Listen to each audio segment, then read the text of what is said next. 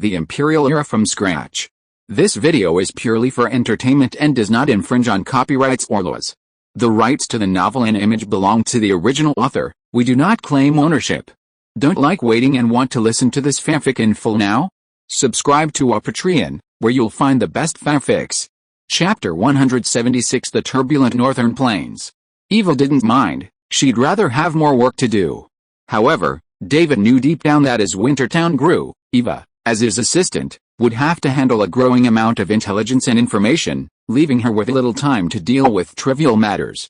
Until then, let Elias take on the part-time job. Elias Parker, the etiquette officer, currently served as a butler and servant. As the population grew and servants were recruited, Elias would only need to take on the part-time butler role. Finding a qualified chef was more difficult, so perhaps they had to select a suitable candidate from another world. This candidate would need to be free from ties to their original world, willing to settle in Wintertown, and lack any ambitions of their own. After a moment's thought, David realized that finding the right person was a difficult task. Perhaps they would just have to let fate take its course. Or, let Jonah help train some chefs. Do you want Jonah to open a cooking school? That's a good idea, too. The school was called Newest. If Van Cleef could recruit intelligence personnel from it, perhaps it could become the Winter Empire's primary source of intelligence? However, until professional intelligence personnel were trained, Wintertown could only obtain intelligence on its surroundings through the simplest and most direct method, patrolling the surrounding area. As time passed and autumn approached, an ominous aura began to permeate the northern plains. Many villages were filled with low pressure. Various conflicts had accumulated to a point, and all that was missing was a trigger to ignite these troubles. David learned this information not only from the soldiers and RC's routine patrols, which revealed an increasing number of people attempting to intrude on Wintertown's borders, but also from the influx of people from other villages. Some older, more experienced farmers, observing the declining harvests and estimating the approximate yields, realized something was amiss. Many people began to flee. The majority opted for the northern plains. Only a small number, farmers too far from Iron Tree Keep but closer to Wintertown, sought their fortunes with David. While these farmers didn't believe the northern plains were as promising as advertised, they knew that Wintertown, having existed for over 3 years, should have a relatively stable source of food. They weren't sure if their suspicions were correct, but they were certain they wouldn't survive the winter if they remained in their original villages. After farmers fled to Wintertown from other villages, David and RC increased their reconnaissance range, flying further afield several times. While they didn't directly witness the clashes, some villages bore clear signs of attack. Ironwater Village, located south of Wintertown, was the hardest hit. Ironwater Village, named after the river flowing from the Iron Tree Forest, was located directly south of Wintertown, some distance from the pioneer camp that had been destroyed by the elves. Chief Mantis, the village's founder, thought that by maintaining sufficient distance from the Ironwood Forest, he would avoid elven attacks. However, reality presented a significant challenge to the chief. The elves of the Ironwood Forest had built a temporary camp on the side of the original pioneer camp, facing Ironwater Village from afar. Throughout the year, clashes between the two sides flared periodically. And with the help of several noble families, Ironwater Village was finally established. Chief Mantis, Ironwater Village's chief, had initially breathed a sigh of relief, waiting for the farmland to be cultivated and, with a stable crop, Ironwater Village would slowly grow and prosper. As for Wintertown to the north, let that lucky Baron Glamorgan gloat for a while. Unexpectedly, while the farmland had been cultivated and the first planting had yielded potatoes, the yield didn't seem to live up to the hype. That didn't matter, exaggeration was commonplace. Besides, hadn't they long been told that the soil in the northern plains was barren? A lower yield was acceptable. At least this new crop had a short growing cycle, allowing for at least 3 harvests per year. But when the second crop yielded fewer potatoes, Mantis began to sense trouble. By then, the veteran farmers who had accompanied him to establish the new village had already predicted that the third crop would be even worse. Isn't this crop said to be incredibly productive? Did the damned Baron Glamorgan rise to nobility and establish Wintertown as his domain thanks to this crop? Mantis couldn't understand. It was all potatoes, so how did David Glamorgan manage to secure such a stable supply? Well, sir, could it be because Wintertown is so small? In reality, the nobles of Iron Tree Keep had no detailed knowledge of Wintertown. Their information was still based on the information Maloney Mansfield had brought back. That information indicated a rather sparse population, with only a handful of residents.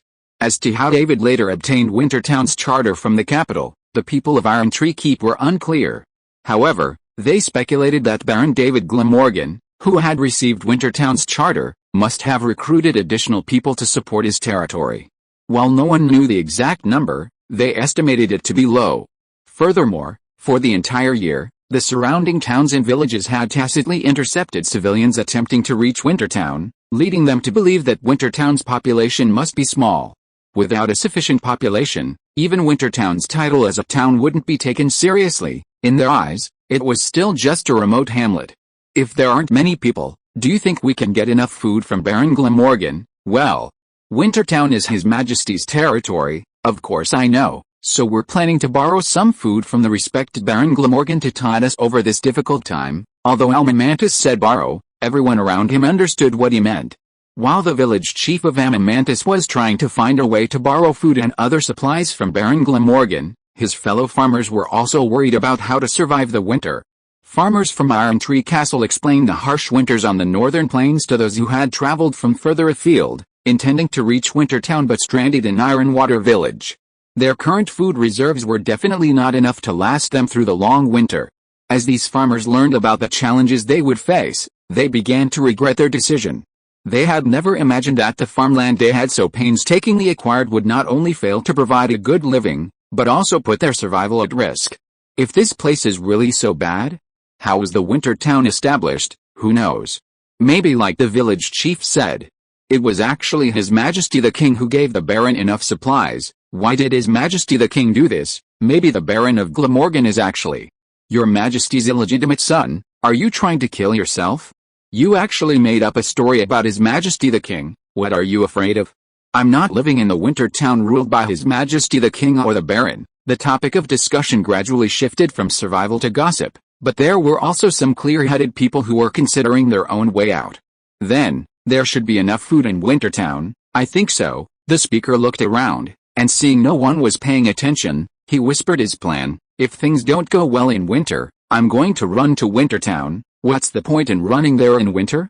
Do you think that Lord Glamorgan will be so kind as to give you food and shelter to help you through the winter? I met two friends on the way here. They didn't stop at any villages, but insisted on going to Wintertown. If they can't survive the winter, I'll go to them. At this point, the man sighed helplessly. The worst that can happen is that I'll be an indentured farmer for them. I'll just survive first. Although he spoke in a low voice, the people around him more or less heard it. Among them were farmers who knew the two people. They all regretted their decision, wishing they had resolutely gone to Wintertown. Some regretted it, while others didn't. They felt that even if they went to Wintertown, their situation wouldn't be much better than it is now. They were all on the northern plains, all on the same barren land, all growing potatoes. I'm afraid everyone's situation would be similar. Similar conversations and thoughts were occurring not only in Ironwater Village, but in nearly every village and town on the northern plains. Even in Frostbite, some were having similar thoughts. If things couldn't get by, could they go to Wintertown? Sean Forrester, who had some real experience with Wintertown, began to seriously consider whether to borrow some food from Baron Glamorgan. However, he ultimately hesitated to attack the king's territory and decided to attack the villages to the southeast first. Let's destroy these clueless idiots first. How dare they run wild in front of our Forrester family? They're courting death. Frostbite's path to the west was blocked by Wintertown. Northward lay an even worse, harsher region, leaving Frostbite with only two directions to develop, southeast and east. With a village blocking their only path, Sean Forrester was furious and ready to have them expelled from the northern plains. While the entire northern plains were turbulent and various conflicts could break out at any time, David and Laura visited the fully built Glamorgan castle and discussed what kind of furniture should be placed in each room. Chapter 177 The First War in Wintertown. As Laura began stocking up on high-end carpets, mattresses, and quilts, Wintertown continued its rapid development. With Winter Fortress, centered around Castle Glamorgan, taking shape, Wintertown's internal transportation plan was formally established. 4 main roads extending in different directions would converge at Winter Fortress. Unlike David's original plan, the main roads heading west, east, and south now converge at the plaza in front of Winter Fortress's south gate. This was because Winter Fortress's south gate was the only main entrance to the city center and Castle Glamorgan. Having the three main roads converge here would make it easier for visitors to Wintertown to find the correct gate. Once these roads are planned, we can start building the craftsmen's houses, David said, looking at the blueprints before him and discussing the upcoming construction plan with Van Cleef. Everyone's been looking forward to this day, right? Van Cleef smiled heartily. It was the first time David had seen such a smile on the face of the former Stonemasons Guild leader and founder of the Defias Brotherhood since arriving in Wintertown. It was a smile of relief, a smile that showed he had been waiting for this day for a long time. Everyone will be very happy to hear this news. For a year, the craftsmen had maintained a high level of work intensity.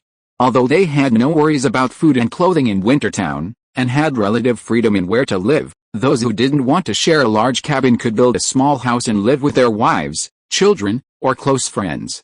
But they still didn't receive any wages. Their hard work was entirely driven by David's promise of a bright future. If this situation continued for too long, problems would inevitably arise. Fortunately, David had previously allocated land to the craftsmen. These united craftsmen did not choose to take leave and cultivate the land individually. Instead, Van Cleef assigned a team of people to cultivate the land. To maximize the benefits for the artisans, Van Cleef mobilized nearly every member of his team with agricultural expertise to cultivate the land, even including the women in his household. The results were encouraging. Although the current Lord of Wintertown, Baron Glamorgan, did not provide wages for the workers, he did allocate plots of land. Given the efficiency of the reclamation team, each member would receive a substantial allotment of land once Wintertown was completed. Even those without farming experience could hire farmers to help them cultivate the land and live comfortably as small landowners. A new home for the Lord has been completed, and next in line are the Wintertown Municipal Building and other public facilities, followed by the residents' own homes. By Wintertown's current standards, their new homes will no longer be the simple wooden huts of the past, but rather more sturdy hybrid structures, wood, brick, concrete, and steel. The designs suggest that these homes will be both beautiful and highly practical. Each house will have access to running water, electricity, and heating, making it very comfortable to live in. When it came to choosing a house type, almost everyone opted for a 2- or 3-story structure, while some opted for a combination of street-facing shops and residential buildings. Before long, these small buildings would become the primary building complex in Wintertown. According to the plan, the first batch of housing will be concentrated around the farmland area and in the residential area southeast of the fortress. David envisioned the farmland area, located in the southwest and southeast, as the primary residential area.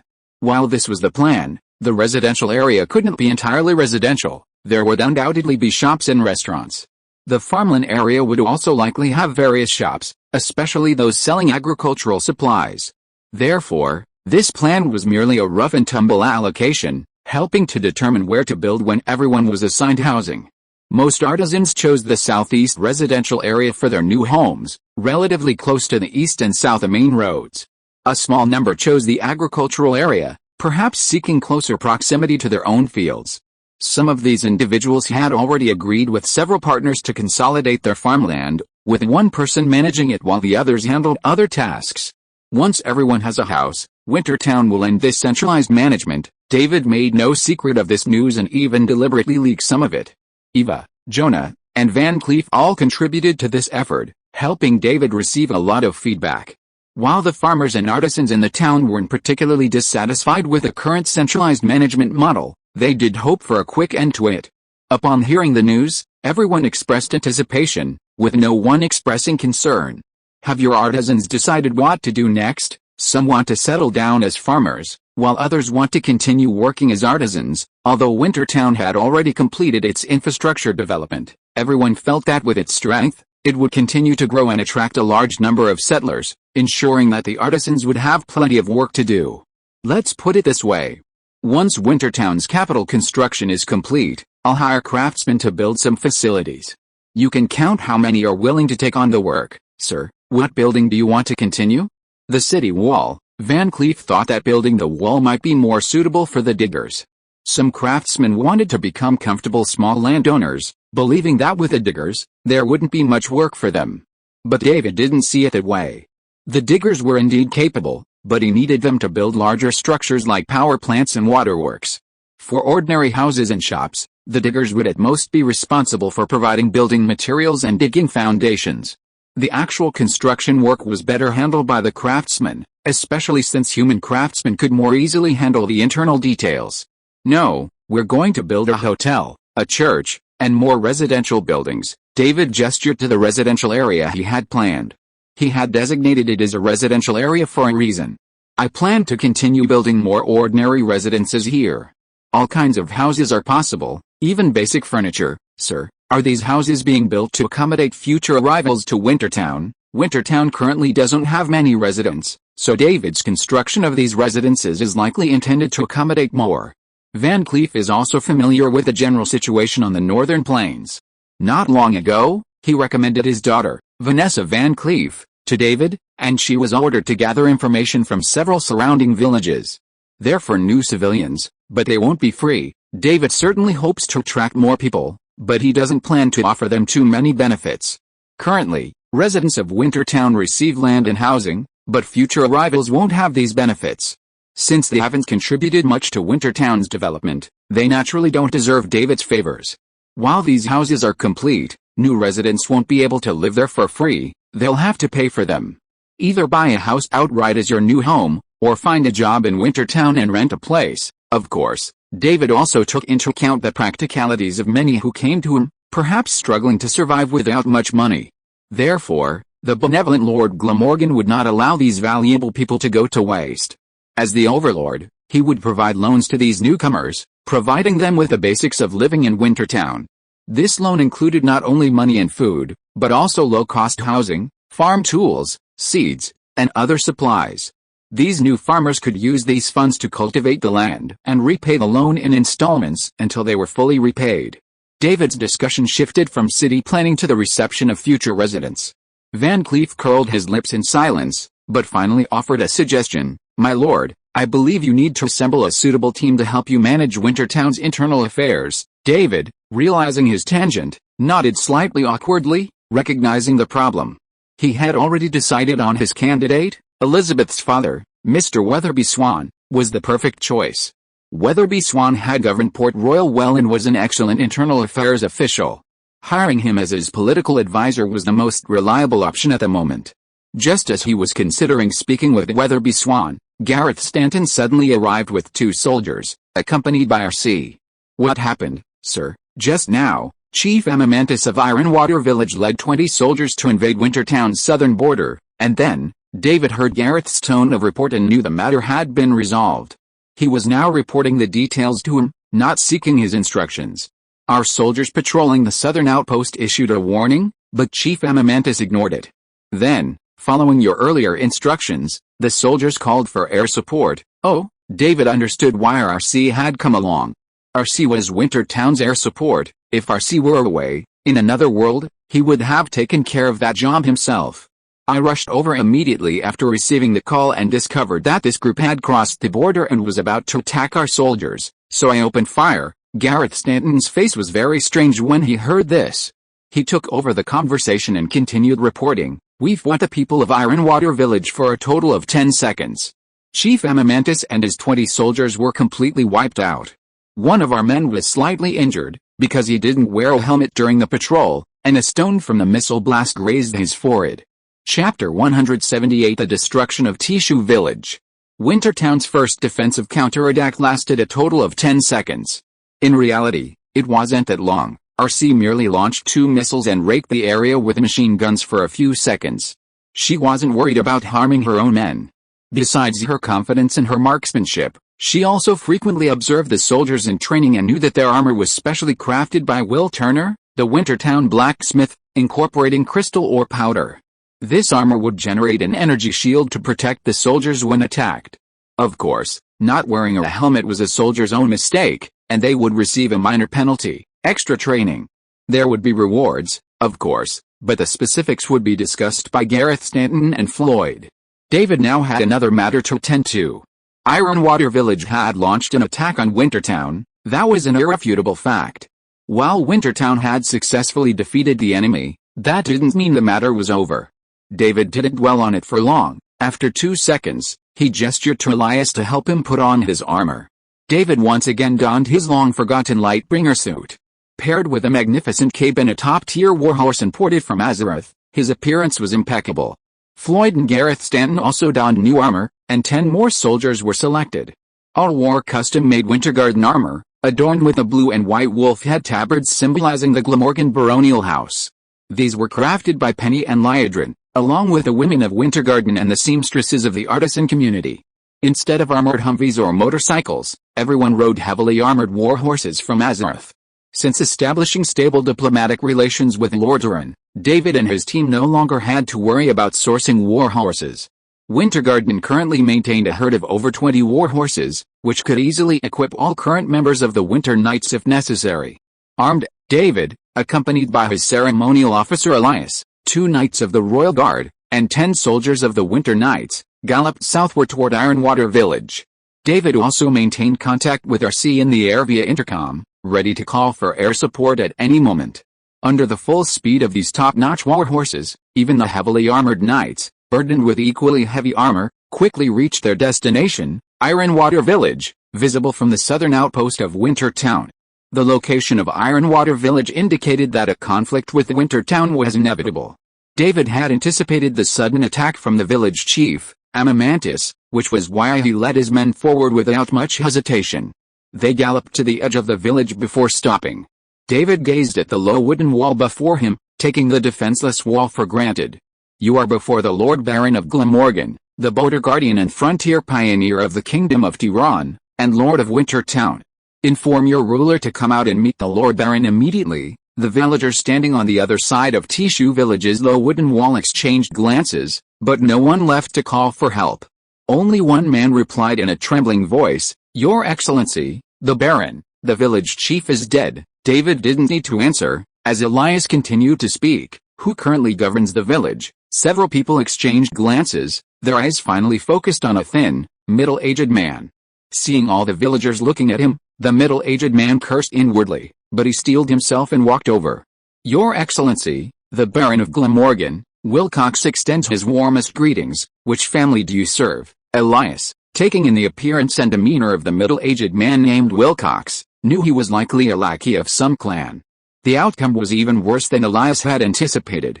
Wilcox declared himself unworthy of serving the nobles, merely running errands and offering advice to Amamantis. It was Amamantis who served the Iron Tree Keep nobles. Because Amamantis had proven reliable in previous years, the Barnett family, for whom he served, sought a share of the northern plains. They sent him to Ironwater Village as its chief.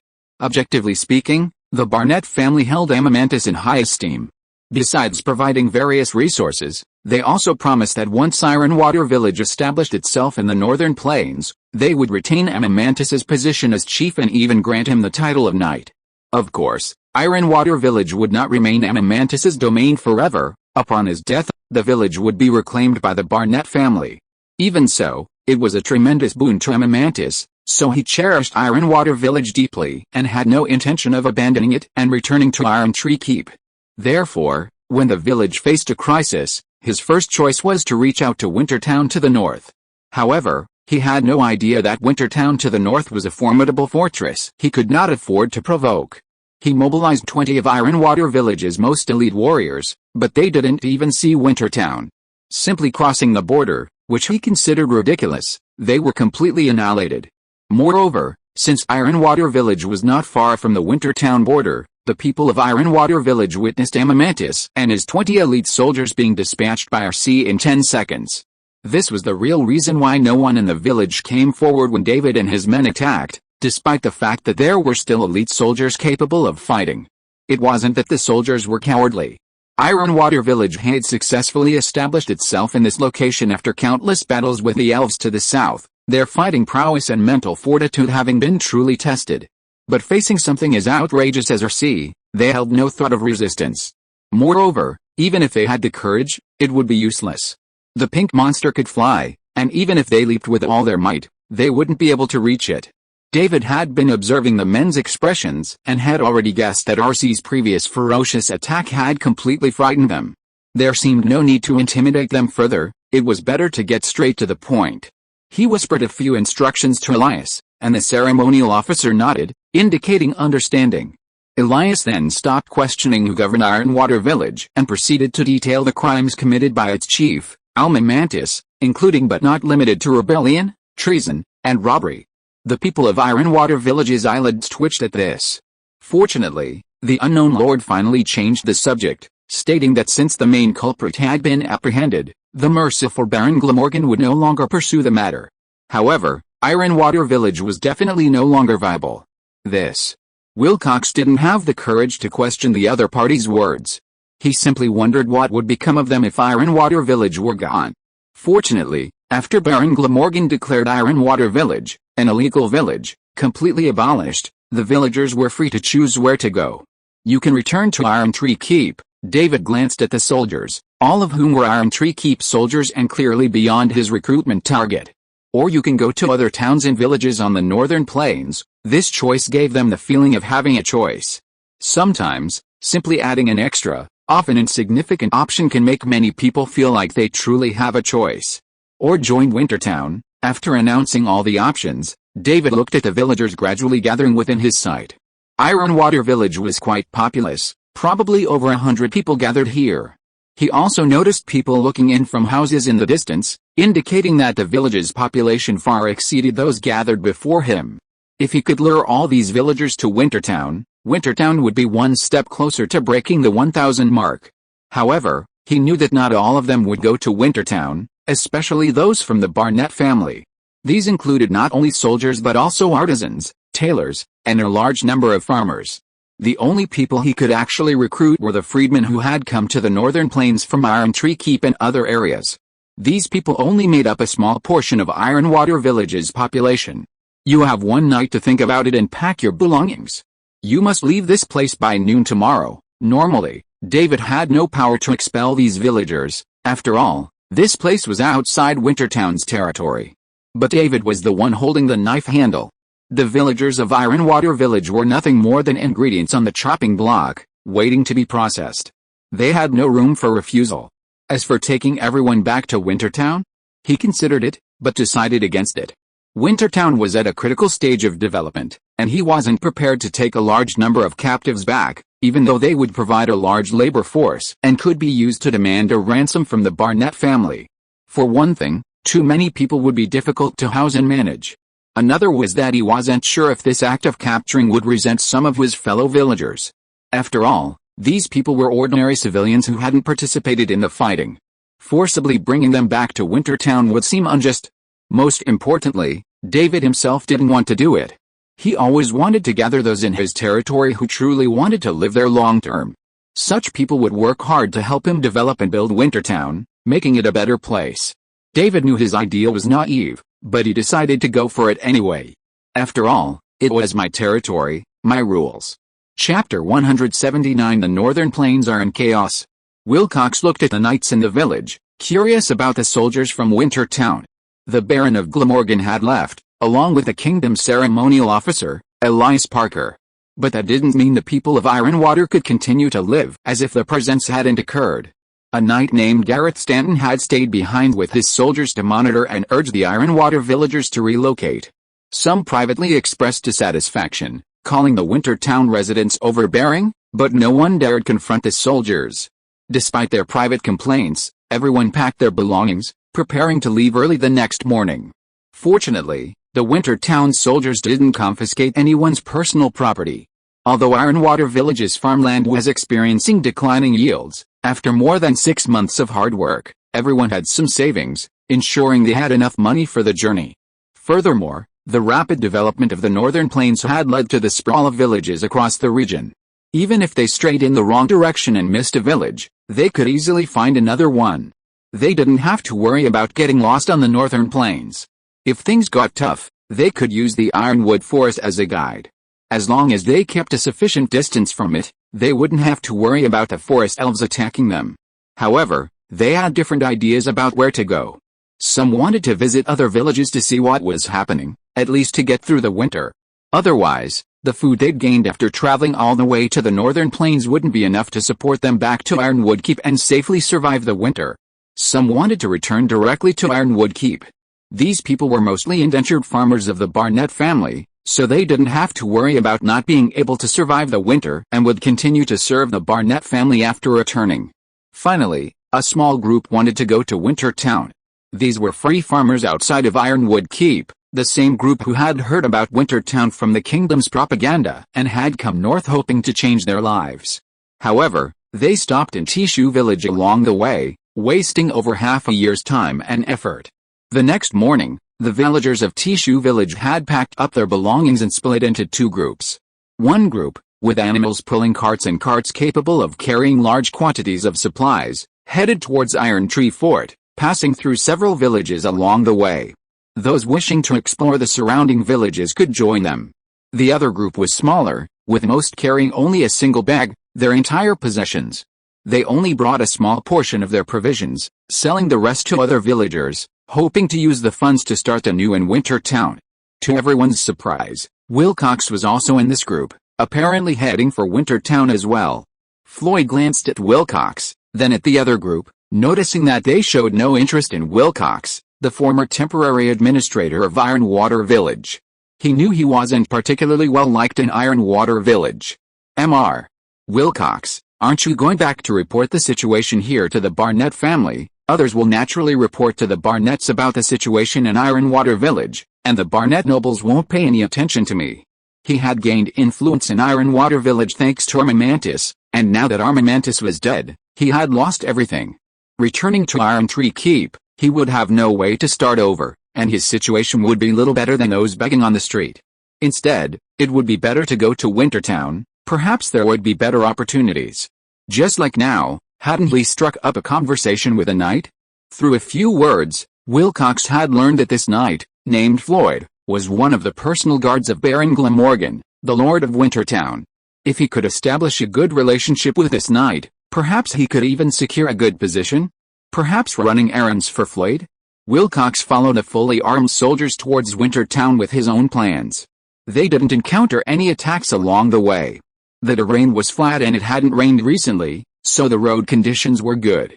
Even though they walked a little slowly, they soon arrived at Winter Town.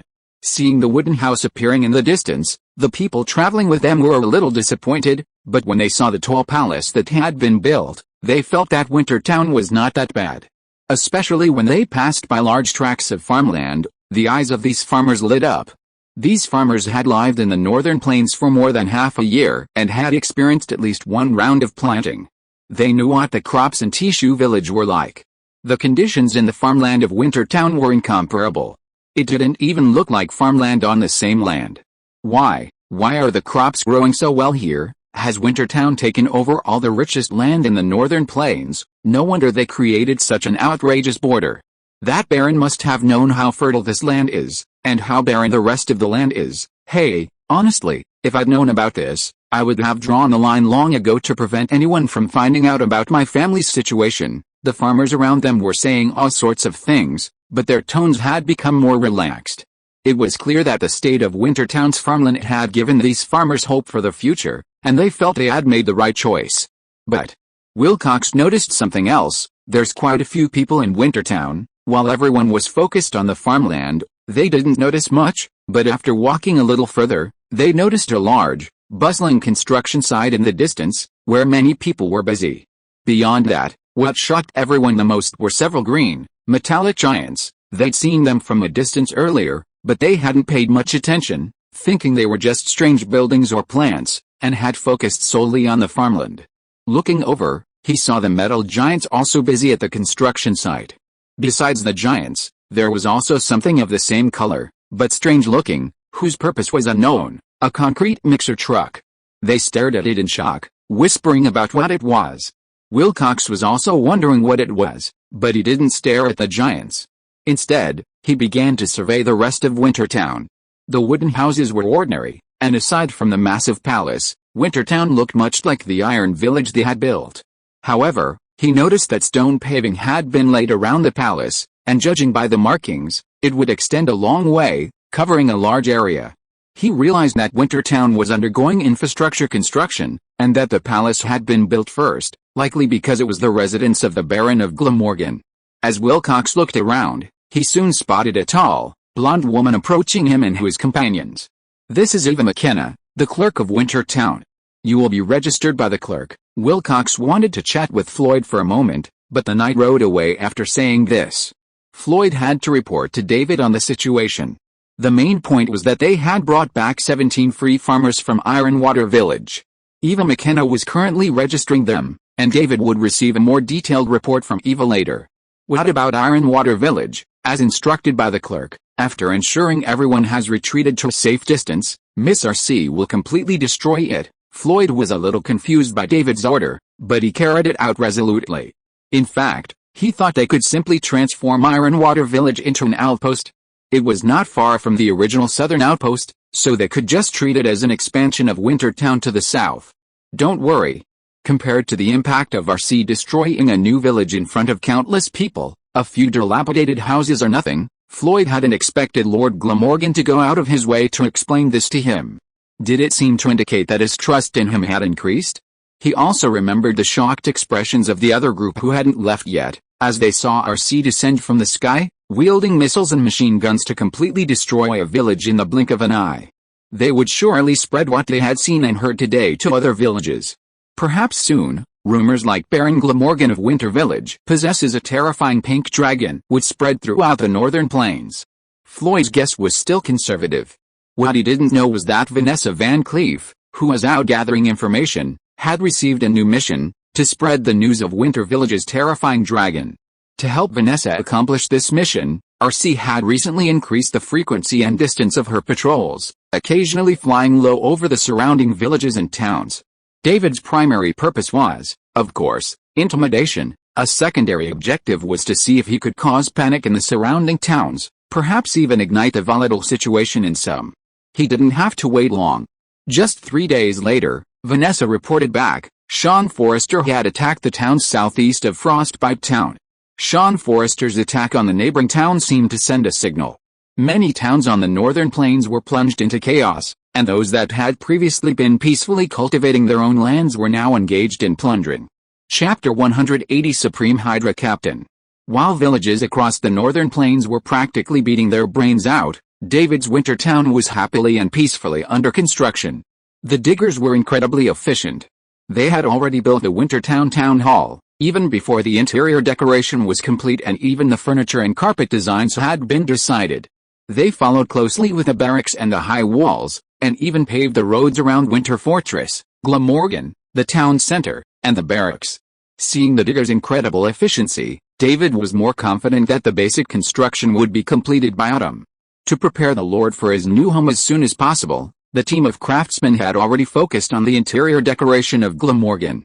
At their current efficiency, the entire work would be complete in 7 days at most, and David could then truly move into his own palace. Van Cleef had made such an estimate, but he hadn't expected his craftsmen to burst into such enthusiasm that they worked overnight, completing all the finishing touches in just over 2 days. This was due to David's order to the diggers to help the craftsmen build their own new homes. While he'd given this order because the diggers were working so efficiently, at this rate, the wooden houses would have to be demolished. But the craftsmen's new homes weren't even finished yet.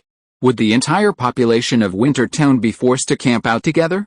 David had no desire to see that happen, so he ordered the diggers to temporarily halt construction on Winter Fortress and its surrounding facilities and instead help the craftsmen build their new homes. Whatever David's motivation, his order resonated with the craftsmen. The Lord hadn't forgotten his promise, and even before all the agreed-upon work was complete, he had already begun helping the craftsmen build their new homes. The grateful craftsmen worked with utmost enthusiasm, completing the finishing touches at Castle Glamorgan with utmost efficiency. By this time, the construction of Castle Glamorgan was complete, requiring only furniture and daily necessities for occupancy. The craftsmen's new homes were constructed with remarkable speed. These small houses were like building blocks for the diggers. The work was simple, labor-saving, and time-consuming. It was simply because there were so many of them, otherwise the diggers could have built even faster. With the basic construction work complete, the diggers received a new assignment, to travel to the Winter Forest, north of Wintertown, near the riverbank. They were to build a large-scale waterworks near the riverbank, replacing the small water purification system currently in Wintertown and providing clean, convenient running water for the entire town. Next up was a wastewater and garbage treatment plant, a unique facility to be jointly managed by Pierre Newton and Mark Watney. If David's idea succeeded, all future garbage and wastewater generated by Wintertown would be treated pollution-free. This would undoubtedly ensure the best possible living environment for the surrounding area. Who wouldn't want a more beautiful and comfortable place to live? Although Wintertown hasn't yet produced any seriously polluting waste, he remains uncertain about the future as time passes. If this waste treatment plant, built with alchemy and shamanic knowledge, proves successful, it will undoubtedly be a boon. Water supply, sewage disposal, waste disposal. David put the construction of the power plant on the back burner. Currently, Castle Glamorgan has a separate power supply, directly powered by crystal ore, which is more than enough to power a single building. Wintertown itself doesn't currently require much electricity, primarily the newly constructed waterworks, wastewater treatment plants, and waste treatment plants, which are able to operate normally with the current crystal ore output. Although the main frames of everyone's houses are now complete, everyone is busy finishing the interiors. There's still time before everyone can move in, and the diggers should have finished their current work and begun construction on the power plant by then. Standing in the map room, David, Edwin Van Cleef, Weatherby Swan, and Eva discussed their next steps, looking at the sand table model of Wintertown and the surrounding area on the table before them. At this moment, the map room wasn't the only one gathered. Sylvanus, Gina, Rainer, Will, Mark, Leonard, and others were also present.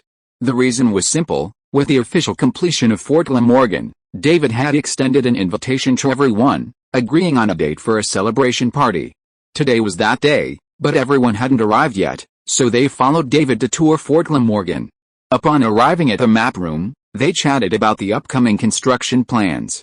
As David was describing his upcoming plans, Leon arrived, led by Krauser, followed by Peggy, Steve, and Sharon, the family of three. Seeing the growing crowd, making the already spacious map room seem a bit crowded, David paused and let everyone out.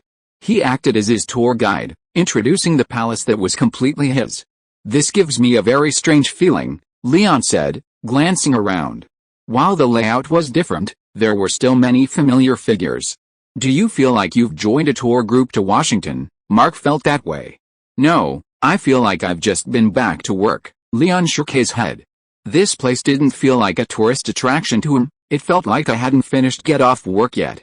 "Oh, you're the one suffering now." He followed David around, taking a quick look at the first floor and basement, then up to the second and third floors. The third floor still had many empty rooms, unused. On the second floor, aside from David's bedroom and office, the other rooms were unclaimed.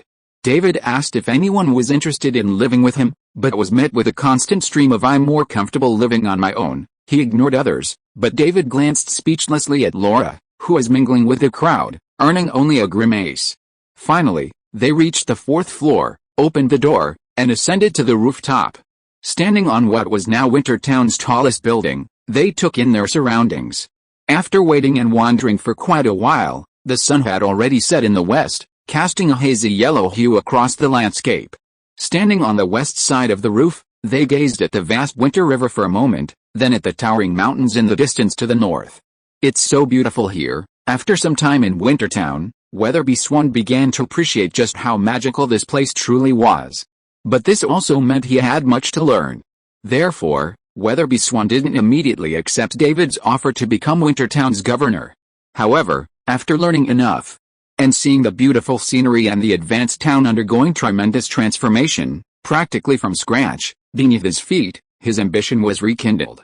To become the governor of such a city and develop it into a major metropolis must be a real sense of accomplishment. It wasn't just Weatherby Swan whose ambition was rekindled. James Norrington, somewhat bewildered by Wintertown's various oddities, also took some time to adjust. The former Royal Navy Commodore, gazing at the vast Winter River, also felt his fighting spirit rekindle. He would continue his unfulfilled dreams in this world. He was determined to build a powerful navy for Wintertown, starting with finding an outlet to the sea. Little did David know that showing everyone around their new home would have such an impact. He was chatting quietly with Steve at the moment, wanting to ask if he could help him get an arc reactor. Arc reactor? Steve immediately understood what David meant. "You want to use the arc reactor to power the entire Wintertown?" "Yes, it's a very powerful clean energy source.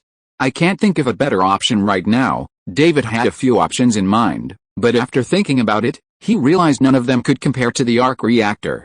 Most importantly, the arc reactor was readily available, while other options depended on luck.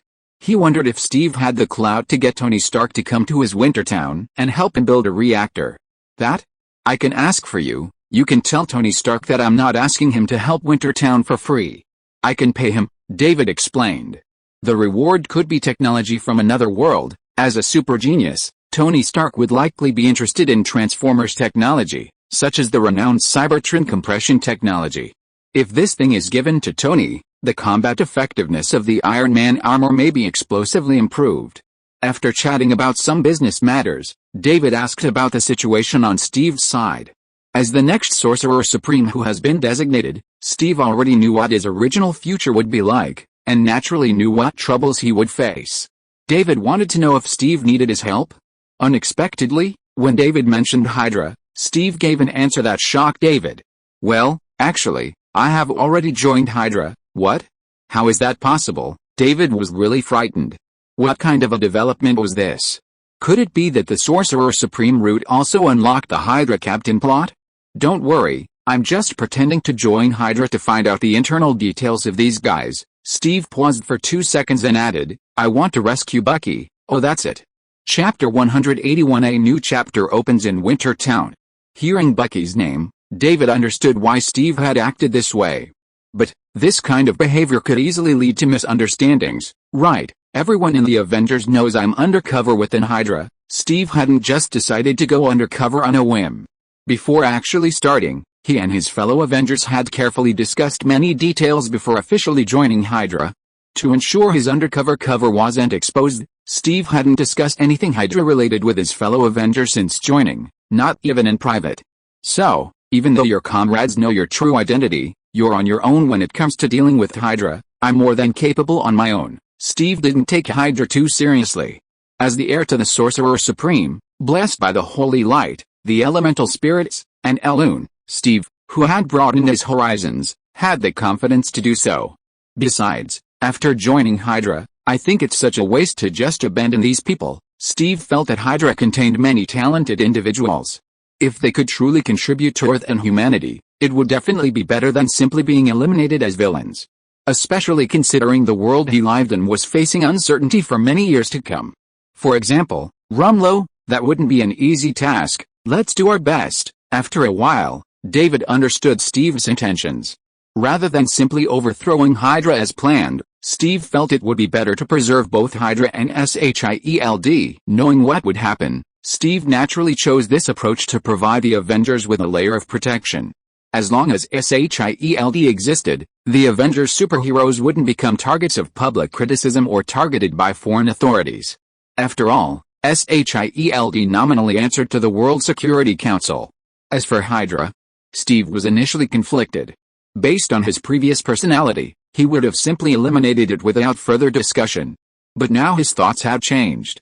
It wasn't that he thought Hydra didn't need to be destroyed, but rather that he felt dismantling it from within might be a more complete and effective way to annihilate this age-old evil organization than attacking it from the outside. Your plan sounds familiar. I recently recruited Helmut Zemo into Hydra, and he's currently my advisor. Hearing Steve say this, David suddenly felt the urge to grab a pack of cigarettes and light one for the Hydra Supreme. After a few more words, he confirmed that the Marvel Universe didn't need his help. If Steve's plan continued, even if Hydra still existed outwardly, its core would be drastically altered. As the new leader of Hydra and Camartage, Steve might become an even more powerful leader. Who knows, those he'd recruited from Hydra might even be crowned as his own. If that were to happen, David would definitely be there to watch. With his Cybertronian body, he had a built-in video camera, allowing him to record every detail clearly and completely. After finishing his conversation with Steve, David went to chat with the others. As night fell, they moved from the rooftop to the banquet hall, feasting on the delicacies Jonah had prepared and drinking juices from the fruits Mark had grown. They chatted until late at night before departing one after another. Soon, only David and Laura were left in Glamorgan Castle. Seeing the deserted castle, David decided it was time to recruit some servants. Even if it's just to liven up this place a little. After a hearty meal and warm, David looked at Laura, who waved him off, saying she was going home to rest. See you in the morning." Watching Laura flee, David could only concentrate on cultivating the holy light. He then turned off the lights and went to sleep, and silence fell upon Glamorgan Castle.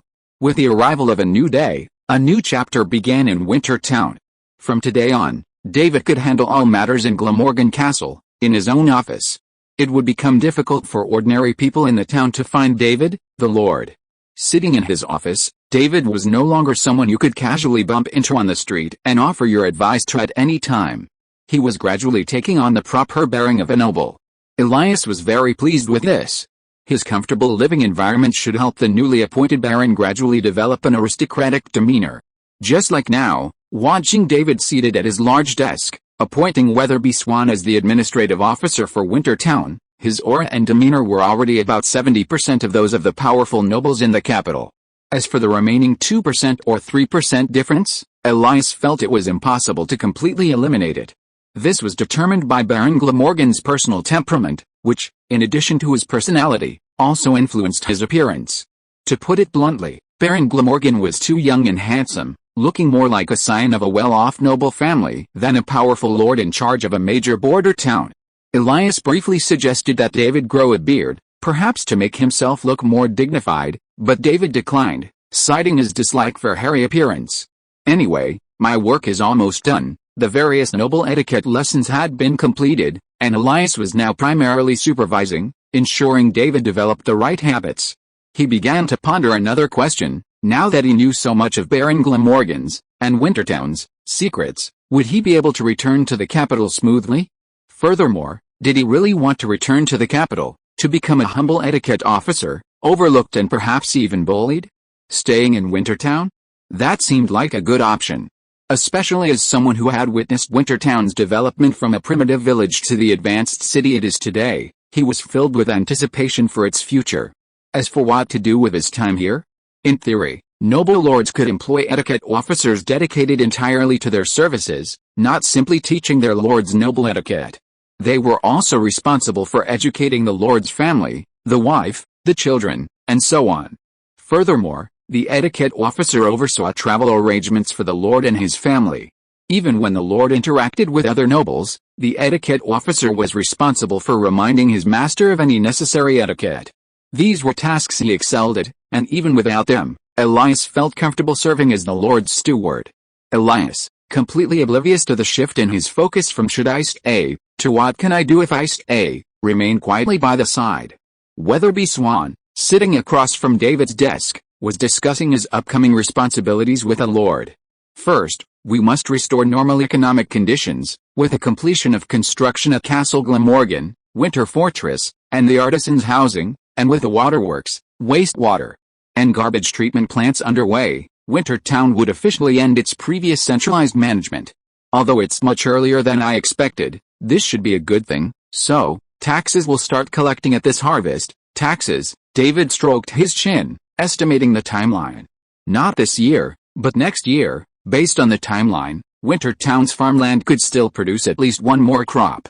If David wanted, he could immediately start collecting taxes normally, allowing for at least 2 rounds of agricultural taxes. However, considering that unified management had just ended and no one had personal property, facing a long, cold winter in the state might cause trouble. He didn't need another round of agricultural taxes to make ends meet, so the merciful Lord Glamorgan simply waived this year's taxes, allowing the people to spend the winter in peace. More importantly, Winter Town residents now had surplus assets, allowing them to open various businesses. For example, tailors who had previously belonged to artisan groups could open clothing stores. Leatherworkers skilled in leatherworking could also open leather goods shops, selling items like shoes and jackets. Only when various shops open can Winter Town's economy return to normal. Otherwise, it's better to have unified management. Sir, this requires currency in the hands of the people. Does Winter Town currently have sufficient reserves? Weatherby Swan had been wanting to ask this question for a while. During his time in Winter Town, he hadn't seen the currency of this world yet. Don't worry, we have ample reserves. David had brought back a considerable amount from the capital, and later received a large share from Earl Sutton Stewart. He had no shortage of Tiran currency, and Winter Town's internal economy was no problem. As for how to get this currency into the hands of ordinary residents, David thought about it and found the most reasonable way was to open a daily necessities shop and use the currency to purchase food from the locals. He could also sell necessities like salt, spices, and sugar in the shop, requiring customers to pay with currency. This would quickly establish Tiran's legal tender in Winter Town. In any other town, such a concern wouldn't be necessary, but Winter Town was a bit unusual. The majority of its residents weren't native to Tiran. In addition to opening daily necessities shops, I will also directly use coins to hire craftsmen and build other facilities. Chapter 182 The Woman from Sparta. The currency used by the Kingdom of Tiran was nothing special. Gold, silver, and copper coins were mixed with special metals and crafted by alchemists using specialized spells. Of course, David had previously thought the three currencies were commonplace, a standard fantasy setting, and hadn't been aware of the crucial element of alchemy. Later, when he learned about it, he didn't dwell on it. After all, he hadn't considered counterfeiting. Firstly, there was no need, he wasn't in a rush to buy anything with the money. Secondly, simply exchanging oddities for currency was much more convenient and reliable than counterfeiting, and there were no potential risks. As for now, Winter Town was, after all, part of the Kingdom of Tiran, so using Tiran's currency was a natural choice and could seamlessly integrate into the world's economic system. After discussing Winter Town's most important future development direction, David asked Weatherby Swan how he was living in Winter Town. It's very comfortable. The air here is much fresher than in Port Royal, and the climate is cooler. Compared to Port Royal, located in the Caribbean, Winter Town was considerably cooler. However, this only applies to spring, summer, and autumn. Once winter arrives, or more precisely, late autumn, the bone-chilling cold will likely reshape the former governor of Port Royal's outlook on this place. David warned Weatherby Swan to prepare himself, and told him that if he felt unwell, he could consult him, Liadrin, or Apothecary Cordell, but it would be best not to force himself. David didn't want anything to happen to his newly appointed administrator. He put Weatherby Swan to work. Until all final work is completed in Wintertown's city center, the current Wintertown management will be based in Castle Glamorgan. This includes Administrator Weatherby Swan, Secretary Eva McKenna, Ceremonial Officer Elias Parker, and the 2 Knights of the Royal Guard, who guards the Lord. Ceremonial Officer Elias Parker and the Knights of the Royal Guard will both stay here at night. As for Secretary Eva, it seems Lord had previously dragged her along to her own world to select furniture for the day, and it seemed she intended for her to stay on the 2nd floor. But there was no follow-up, leaving David somewhat baffled. After a busy day, David returned to the blacksmith shop to practice alchemy as usual. Since acquiring a Cybertronium body, David's alchemy skills have advanced rapidly. He no longer needs to visit the blacksmith shop daily to study, observe, and practice. He has already constructed basic alchemical runes and completed the introductory alchemy course. Now he frequently visits the blacksmith shop, primarily to help Will with his alchemy training. Will Turner, the young blacksmith, has shown considerable talent in alchemy, and learning alchemy will help Will continue to contribute to Wintertown. David wishes there were as many people in Wintertown who master alchemy as possible. Since there's nothing else important, he'll just give him some pointers. Furthermore, guiding Will also effectively guides Leonard and the others. After trying and finding no way to master any of the mystical professions, they collectively chose alchemy, which seemed the easiest for them to grasp. After all, those studying alchemy could more directly access the energy they needed to perform alchemy through the alchemical tools provided by Pierre Newton. Compared to energies that required pure understanding, such as sensing, contacting, and mobilizing them, this introductory method was far simpler. As for the more complex aspects of alchemy, the composition and transformation of various substances, these were common sense to them. They had now opened the door to alchemy and were learning at a rapid pace. However, their limited abilities prevented them from performing alchemy with the same fluency as David. To continue their progress, they needed to strengthen their bodies. To motivate them to actively exercise, David reminded them that with a mysterious energy within them, diligent training could yield even greater benefits, such as growing taller and stronger, and even eliminating minor ailments.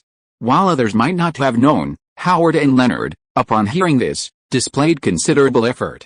Meanwhile, in Wintertown, another person diligently exercising during this period was Gwen Stacy.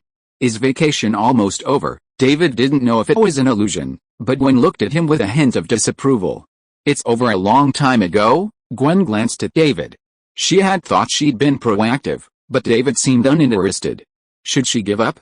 Furthermore, as she spent more time in Wintertown, she knew David was a couple with that English woman, Lara Croft, and that he was also having an affair with that woman named Eva McKenna.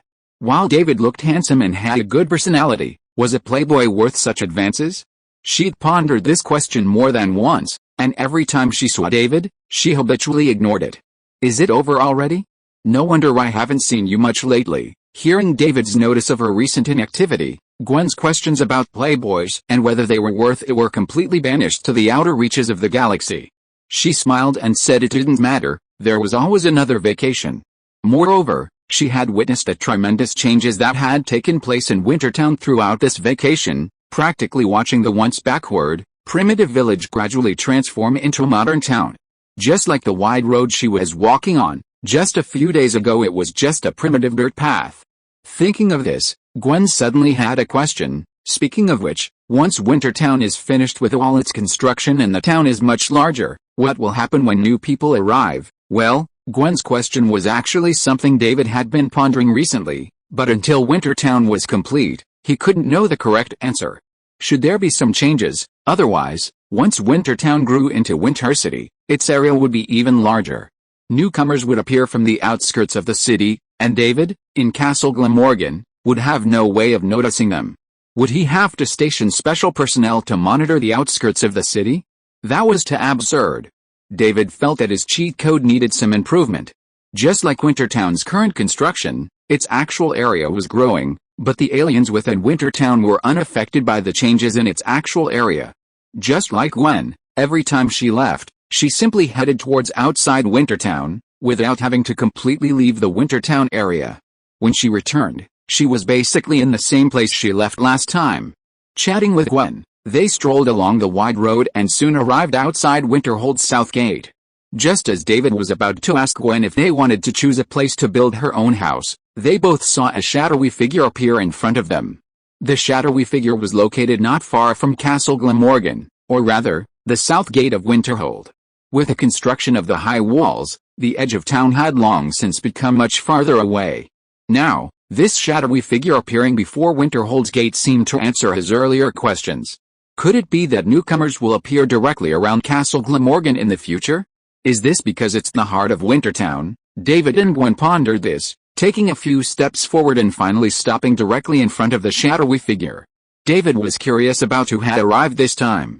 Of course, he couldn't rule out the possibility that it was a fellow from the town who had just returned to their own world in front of Castle Glamorgan and was just there when David happened to see them. In that case, David had to question his previous assumptions. He still had no idea what the newcomers would do. Gwen also had a curious expression. She'd been in Wintertown for quite some time, and she'd never seen anyone arrive later than she had. Did that record seem to hold true until today? Just as the two of them gazed at the phantom with anticipation, an ambulance passed by and stopped right next to David. Is there someone new? I don't know, maybe. David hadn't even finished his words when the phantom solidified. Then, a beautiful woman in a simple white dress, with dazzling blonde hair and a golden leaf-shaped ornament on her head, appeared before David, Gwen, and the ambulance. The blonde glanced around in surprise, then at the two strangers before her. Finally, she fixed her gaze on David for a long moment before asking, "Where's this?" "This is Wintertown." The introductions continued as usual. David noticed the woman didn't seem flustered, but rather curious, with no hint of disbelief. However, her eyes remained fixed on him, which struck him as odd. "So, you're the king here?" "I'm David, Lord of Wintertown, not the king." "Oh," the blonde woman didn't seem to care. She simply repeated David's name in a low voice, then, as if remembering something, introduced herself. "My name is Helen, daughter of King Tyndareus of Sparta." David's face flashed with realization upon hearing her name, knowing who she was. Gwen Stacy, standing next to him, also realized her identity and looked at the beautiful woman named Helen in amazement. She had never imagined she would one day meet such a legendary figure. As David and Gwen were gazing at Helen, Ratchet, who was standing nearby, suddenly said, "David, this woman's pheromone levels are rising." David, realizing what Ratchet was about to say, quickly interrupted, only for Helen to say something that startled him. "David, will you let me be your wife?" "Ah." If you're listening to this novel on a channel other than Fanfic World, it means they downloaded and uploaded it without effort. We cordially invite you to visit our channel, Mundo Fanfic Novelis. There you'll find the original version of this story and you can explore many other novels of various genres. We're waiting for you to immerse yourself in a world of incredible novels. Chapter 183 Gratitude from Peter. David stared at Helen before him, completely unsure how to respond to her question. It wasn't just David who was startled. Gwen, standing beside him, was also taken aback. Her first reaction was, "I haven't even gotten my way yet. This newcomer is trying to cut in line." Her second reaction was, "Were even the ancient Greeks so direct? But consider this Helen, who had abandoned her husband for love and eloped with a Trojan prince Paris." It didn't seem surprising that someone like her would simply ask David to marry her. In this somewhat eerie situation, only Helen looked at David with eyes filled with anticipation. "If you will marry me, you will inherit the throne of Sparta, perhaps even become its king." Helen's words brought David back to his senses. Feeling a little speechless and a little smug, David raised his hand to stop Helen from saying anything more frightening. "This is just our first meeting, right? Marry me and inherit the throne." It sounded unreal. Was Helen in some kind of trouble? Or was her parents pressuring her to marry someone she didn't like? She raised her question, but instead of the expected answer, she received a look of bewilderment from Helen. "No problem, I just think you're a wonderful man. I've decided to follow my heart. Is there anything wrong with that?" No problem." Helen knew she would eventually marry. Her parents were kind enough to let her choose the man she loved, rather than aligning herself with certain powerful forces. Having gained the power to choose her own husband, Helen, upon unexpectedly arriving in Winter Town, didn't find the experience all that surprising. Instead, she saw it as a divine blessing, allowing her to meet the perfect man, David. After several conversations, David finally understood Helen's perspective and found it incredibly plausible, unable to find a single point to refute. Gwen stood beside her, her mouth gaping in shock, her face a look of "how the hell is this even possible?" She felt she was too reserved. Compared to Helen, how could her initiative be considered anything like that? She should have knocked on David's bedroom door while Laura was away.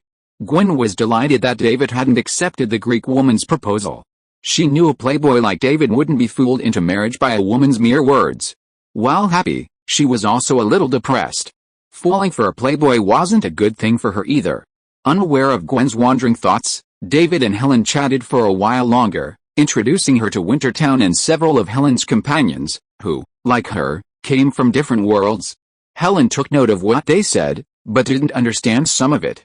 So, she put aside the question of marriage and asked David what he meant by different worlds. "Well, for example, you're from Sparta." He then pointed to the ambulance he had just introduced to Helen. The ambulance had also transformed into humanoid form and greeted Helen. "This ambulance is from Cybertron, and he lived over 3,000 years after your time." "You mean, he's from 3,000 years after my time?" Helen was a little confused. She looked at the ambulance, amazed by the metallic giant. She even thought she might have arrived in the realm of the gods, perhaps Mount Olympus? Although David had previously denied her suspicions. "Besides, you don't live on the same Earth either." "Earth?" David gestured to the ambulance. As the ambulance's eyes released holographic images, David explained to Helen in a simpler and more straightforward way what a parallel world and what Earth was. Helen looked at the magical scene before her, feeling that it was all truly magical. She thought David's explanation was too complicated. In fact, it could be explained in one sentence: "This is the realm of the gods, and I come from the human world." How simple. Thinking of her unexpected arrival in a world inhabited by gods, Helen's thoughts shifted slightly. She wanted not only to marry the god named David, but also to live in this magical world forever.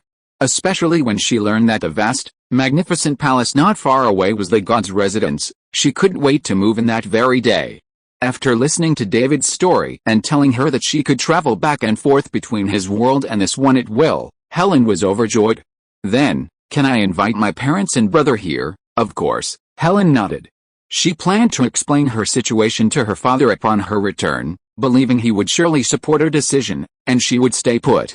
Extremely confident in her looks and figure, Helen felt she had significant advantages and was sure to become David's wife. Just as Helen was thinking this and preparing to ask David to show her around Wintertown, a shadowy figure suddenly appeared nearby and quickly transformed into a strange figure in a red and blue bodysuit.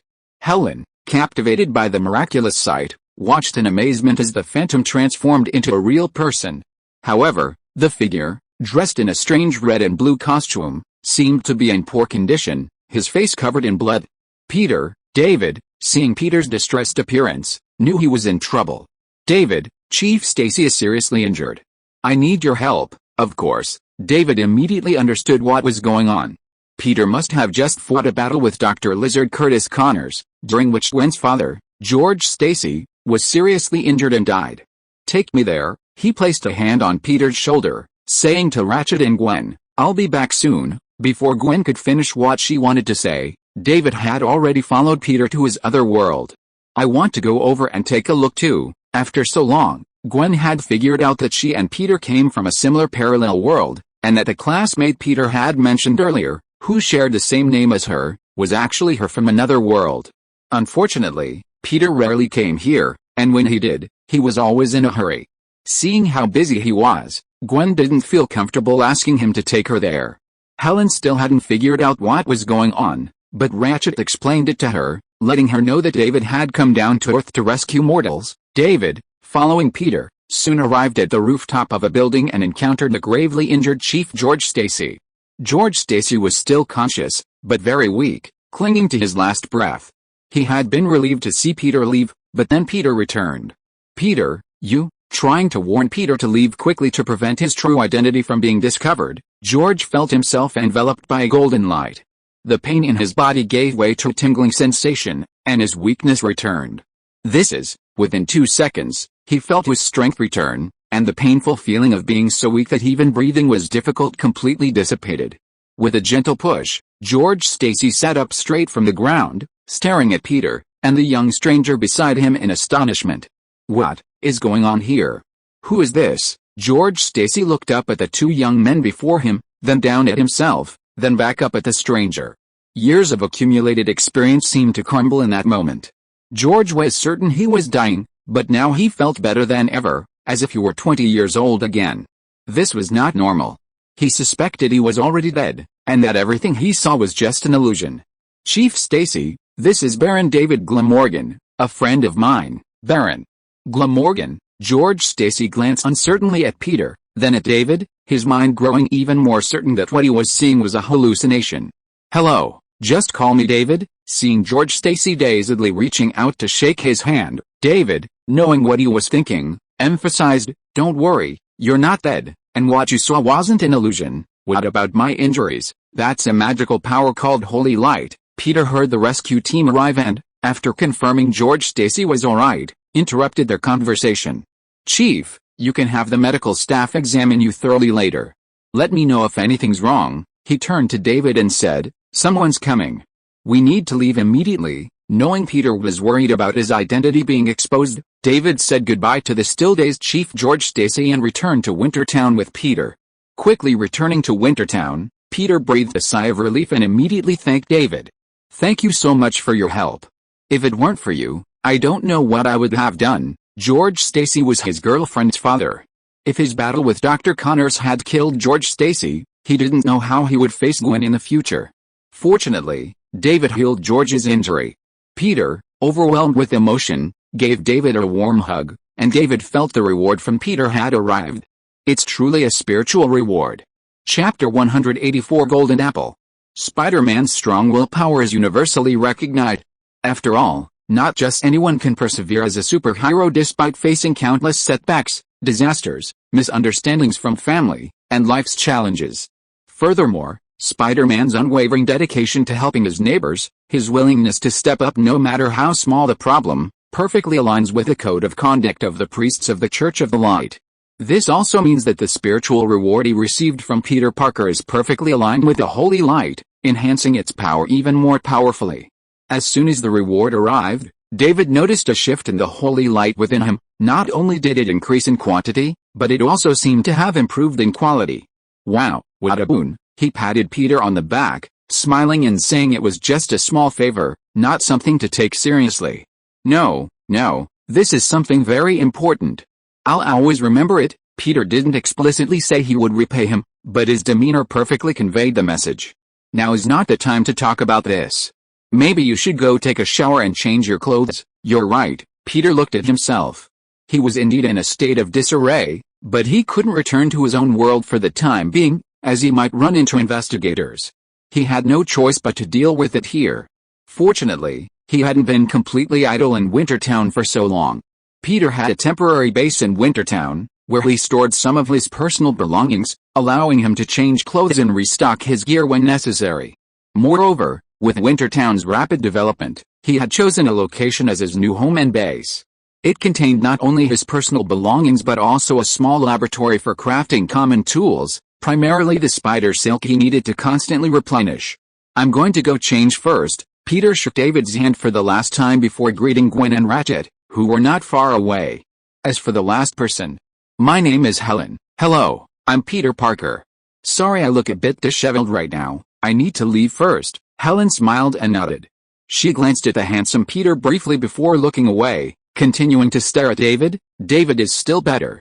Following David around Wintertown, Helen formed a general impression of the place. Hundreds of hard-working and strong civilians, several mysterious metal giants, and some beings from so-called various worlds, including the girl named Gwen Stacy who had been following her. David was the ruler, and the city called Wintertown belonged to a vast country called the Kingdom of Tiran. Furthermore, besides humans, this city also had a race called elves. Helen was dazzled by the myriad magical sights. Learning that many of Wintertown's buildings had been constructed in the past 6 months, she became even more eager to become its queen. She paid little attention to Wintertown or the Baron of Glamorgan. To her, David was the de facto king of winter. After David finished explaining Wintertown's general situation, Helen made it clear she wanted to settle there, but first she needed to go back and say hello to her parents. If possible, she planned to bring them along to explore this magical land. After explaining how to bring someone, David watched the famous Greek beauty leave, leaving Gwen alone. He looked up at the sky, which had already fallen dark. Normally, Gwen would have said goodbye and gone home by then. But she showed no sign of leaving. Aren't you in a hurry to go back today? I don't have anything to do tomorrow, so I plan to explore more. Come to think of it, Wintertown is changing every day, and many places seem unfamiliar to me. Yes, the diggers are incredibly efficient. The walls of Winter Fortress are already complete, and this was done as a side job while building the residential houses. If the diggers focus on a single structure, they can complete a large building in a few days. Even a power plant took them less than 10 days, and that's because so much of the equipment had to be built from scratch. If they had all the equipment ready and just needed to build the framework, the diggers could finish it in a day. Ever since David had the diggers, he felt like he was playing a construction game. Just click, want something, and the diggers will build it instantly. Currently, Winter Fortress is completely built, and the craftsmen are working on the interior decoration. The town center building hasn't officially opened yet, not because the decoration is not yet completed, but because it's not currently in use. Wintertown's current ruling class, including David, consists of only a handful of people. The building will only be fully operational once various departments are gradually established and recruited. Everyone is currently concentrated at Glamorgan Castle. The military barracks have officially opened, with all 30 soldiers stationed at Winter Fortress. According to the original plan, Winter Fortress Barracks was intended to be a garrison, with a larger, more comprehensive barracks to be built elsewhere in the future. The daily training of Wintertown's main military forces, as well as the development of reserve forces, will be conducted at that more comprehensive military base. The new military base may be built to the northeast, he explained to Gwen, introducing the nearby winter barracks as he entered the now lit Glamorgan Castle, passed through the first-floor hall, and exited through the main gate. Why not build it southeast? Gwen asked casually, gazing at the vast garden before her. Her expression revealed she didn't care about the answer, far more drawn to the back garden.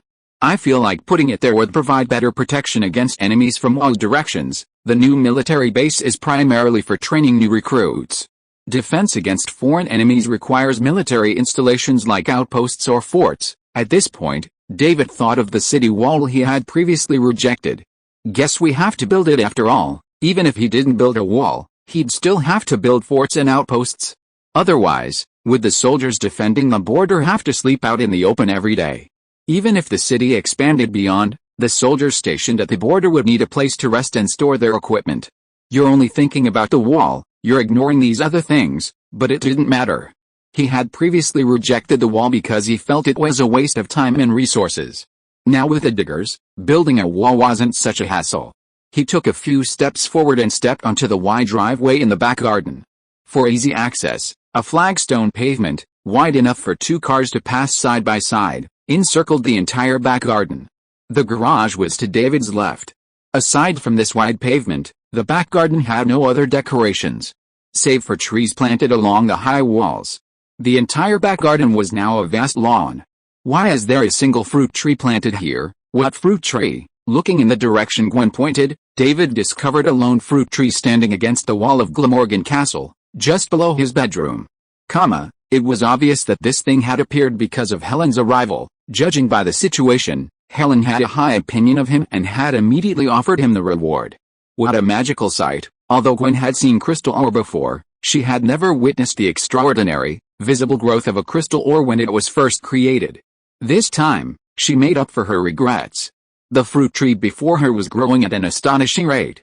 It had just been a small tree, but in the time it took to speak, it had grown into a mature tree, bearing fruit.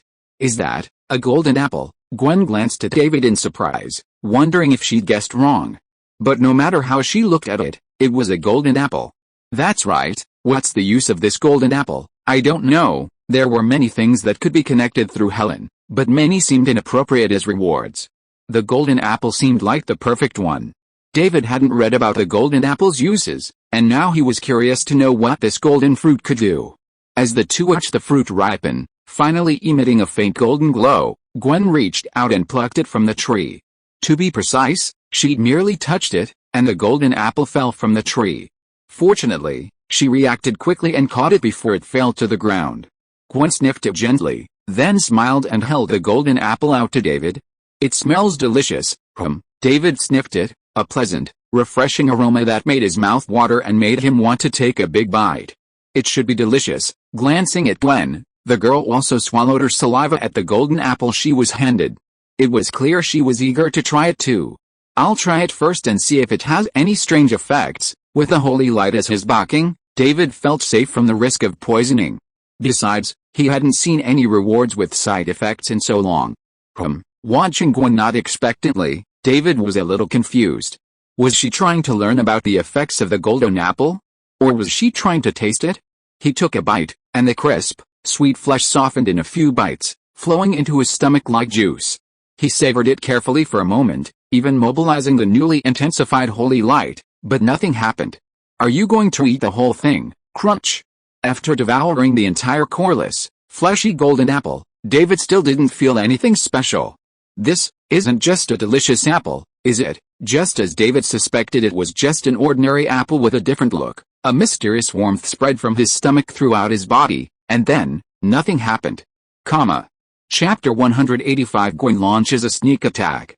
Gwen stared at David with wide eyes, expecting something magical to happen. Instead, David smacked his lips twice. Nothing else happened, and nothing else changed. How do you feel? It's delicious. Gwen was speechless. Could this golden apple just be delicious? Turning her head, she saw a second golden apple already on the tree. She reached out and plucked this newly ripe fruit, then held it in her hand and looked at David. Want to try it too? Well, I'm not sure if eating it will cause you any harm. It's okay. If anything goes wrong, you'll save me, right? Gwen smiled at David, confident that he wouldn't let anything happen to her. Of course, David's straightforward response delighted Gwen.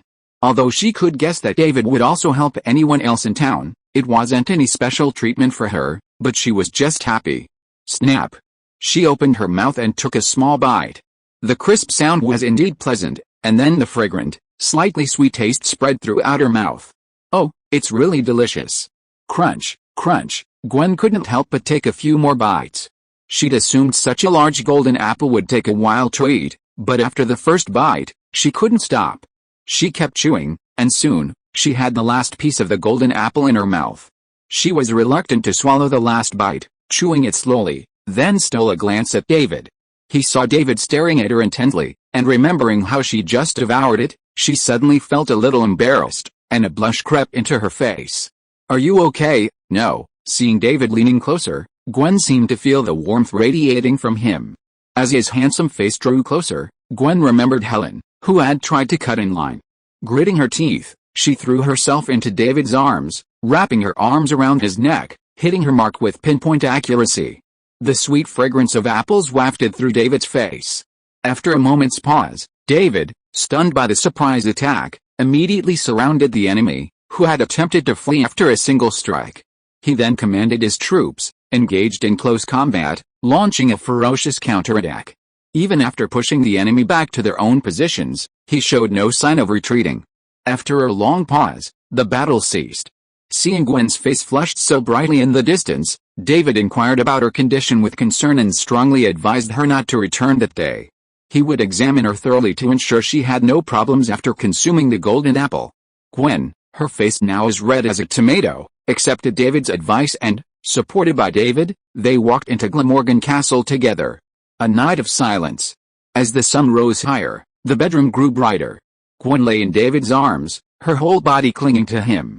Although she woke up after only a short sleep, Gwen felt remarkably energetic, especially after finally conquering David, which had left her in a state of high arousal. She wasn't even a little sleepy. Time to get up. David wasn't sleepy either. He'd carefully examined Gwen's body and confirmed that she hadn't suffered any ill effects from consuming the golden apple. In fact, just overnight, Gwen's skin had become smoother and smoother than the previous night, and even by morning, she exuded a faint fragrance. Furthermore, the stubble he'd grown every morning with age had disappeared today. He had already guessed the function of the golden apple. Helen is the most beautiful woman in Greek mythology. Even if this Helen didn't come from a mythical world, the fact that her beauty caused the Trojan War still existed. So, it's not surprising that Helen's reward was related to beauty. So, should I not eat this? Having guessed the effect, David felt a little torn. The golden apple seemed more suitable for women. Would it have any side effects if he ate it? Of course, on the bright side, the reward he'd received had no side effects, so he shouldn't have to worry about such things. Looking at Gwen, who was still languidly flirting with him and unwilling to get up, David reached out and gently stroked her platinum hair. With a powerful willpower, he called her out to bed. The biggest difference between the young girl and Laura was that Gwen preferred to be intimate with him, especially after they crossed that line. However, considering Gwen's youth and her body unlike Laura's, which had been transformed into a transcendent being through years of exercise and mastery of the holy light, David was cautious to avoid hurting the young woman. Being around you is like sunbathing, Gwen muttered briefly before finally getting up. After all, she hadn't gone home last night and would definitely have to go back today. She couldn't just stay with David all the time. At this point, Gwen began to wish she could start college sooner, so she'd have more freedom and more time with David. Upon waking, Gwen's first action was to check her condition, fearing David would see her at her worst. And yet, after looking around, she felt like she'd gotten even prettier. Her skin was smooth and supple, and the pimples and freckles had vanished completely. Is this an illusion? No, it must be the golden apple. It has such a magical effect. Gwen was astonished. Although she knew David had many magical things and mysterious powers only found in legends, she had never expected to see something like this, and even eat one herself, experiencing its wonders firsthand. Touching her legs, which had become even brighter and wider, she made a secret decision: I must hold on to David. If I missed such an amazing boyfriend, I'd never find another better. As for David's relationship with Laura and his flirtation with Eva, Gwen decided to ignore them for now. After changing, she enjoyed a hearty breakfast in the restaurant at Castle Glamorgan. Since they had missed the usual breakfast time, it was just David and Gwen dining there. However, they didn't get to show off their affection, as Elias was standing nearby, and Eva sat across from David, reporting on the situation in Wintertown. Nothing else mattered. The people of Wintertown had grown accustomed to Elias following David wherever he went. But Eva's resentful look made Gwen uneasy. She quickly finished her breakfast, announced she needed to go home, and quickly slipped away. Gwen fled, leaving David to bear Eva's brunt of the attack. He remained composed, though, chatting briefly with Eva while discussing work. His assistant smiled brightly once again. Elias, disguised as a statue, asked, "So, most of the houses in Wintertown are finished?" "Almost. The houses the diggers are building now are pre-built to provide housing for the new residents who arrive in Wintertown. According to David's orders, these houses would be sold directly to the new residents. Rentals were also an option, The goal was to provide a place for the newcomers. The original wooden houses had been demolished, including Will Turner's blacksmith shop. Will didn't build a new blacksmith shop. Instead, he established a manor southwest of Wintertown, becoming a major landowner. Of course, this didn't mean Will would abandon his main job. A short distance north of Winterhold, he established a facility dedicated to the research and production of new equipment. Will, Leonard, Sheldon, Howard, Raj, and Pierre Newton would oversee this new facility, tentatively named the Winter Alchemy Workshop. Squirtle has helped find a lot of orb silk spiders. These spiders need to live near the forest. Should we designate a dedicated area, the arrival of the orb silk spiders would provide Wintertown with a stable supply of raw silk materials, making proper protection essential. Place these orb spinners in the area near the northwest forest, where Eevee often hangs out. There's a plain there, bordering the Winter River. With its proximity to the forest, it might become a permanent settlement for Pokémon. Until we recruit caretakers capable of overseeing these Pokémon, have the soldiers patrol that area daily. Eva wrote down David's orders and continued to report on Wintertown's progress. Overall, everything was proceeding according to David's plan, even faster than expected. The original plan was to have Wintertown fully operational by winter, and now it looked like it would be completed before late autumn. After a leisurely breakfast and lunch, and some work to do, David motioned for Eva to follow him. "There's something good." "What is it?" Leading Eva to the back garden of Castle Glamorgan, David pointed to a solitary fruit tree growing near the wall. "What is this?" Eva looked at the golden fruit on the tree and immediately realized that this must be some kind of magical product. "What's the use of this golden apple? It's good stuff. Pick one and eat it." Eva reached out and picked an apple, then looked up and saw that there was only one fruit on the tree, but after she picked it, a new fruit would quickly grow. David also took the opportunity to observe and confirmed that the golden apple on this fruit tree only has one fruit. It will only grow a second fruit after it is picked, but it grows very fast. As long as you wait a little while, the fruit will be ripe. Just as he was observing the fruit tree and Eva was looking at the golden apple in her hand, Laura came over. "You actually ate it behind my back." Chapter 186, Battle of Wits and Courage. Laura's sudden appearance startled Eva so much that she nearly threw the golden apple. Her words, especially, seemed to have caught her and David in the act. "You had something delicious to eat, and you didn't call me." The next moment, Laura leaned in front of Eva and carefully examined the golden apple in her hand. Only then did Eva realize she was referring to the object she was holding, not something she had discovered. "Is this the golden apple in Greek mythology?" "This is indeed a golden apple, but I don't know what effect the golden apple in Greek mythology has." David looked at Laura, then at Eva. In order to ease Eva's nervousness, he asked Laura, "Have you seen Gwen?" "Yes, I just met Gwen who was about to go home." Laura looked at David with a half-smile. It was obvious that she had seen that the little girl had been eaten clean by David, the hungry wolf. "I heard about Helen and the golden apple from Gwen." After looking at it for a while, Laura looked at the fruit tree beside her, stretched out her hand and picked the newly ripe golden apple in her hand. After holding it in front of her and smelling it, she opened her mouth and took a big bite. "This golden apple is really delicious." She ate the golden apple into her stomach in a few big bites, and then looked at Eva who was still holding the golden apple next to her. "Why don't you eat it?" Hurry up and eat this. It's good stuff. It'll make your skin better." Then, she leaned close to Eva's ear and whispered something like hair, smooth, spots, legs. Eva only listened for 2 seconds before her eyes widened like light bulbs, emitting an astonishing brilliance. Before Laura could finish, Eva had already impatiently stuffed the golden apple into her mouth. The golden apple was indeed delicious. From the first bite, you couldn't stop. By the time you came to your senses, the entire apple was gone. With a sweet aroma of apple filling her mouth, Eva couldn't help but want to lift her collar to see if her skin had improved. It was Laura who reminded her, "It'll take at least a day for the effects to show." "Is that so?" Eva didn't know how much better her skin would be in a day, but she felt a warm current spreading from her stomach throughout her body, triggering a reaction in the holy light within her body. This sudden change made Eva a little worried, fearing it would cause any adverse changes. But before she could ask, the abnormality had vanished. She felt around and then channeled the holy light to check, but there was nothing wrong. "Huh?" Eva suddenly realized that channeling the holy light was much easier and smoother than usual.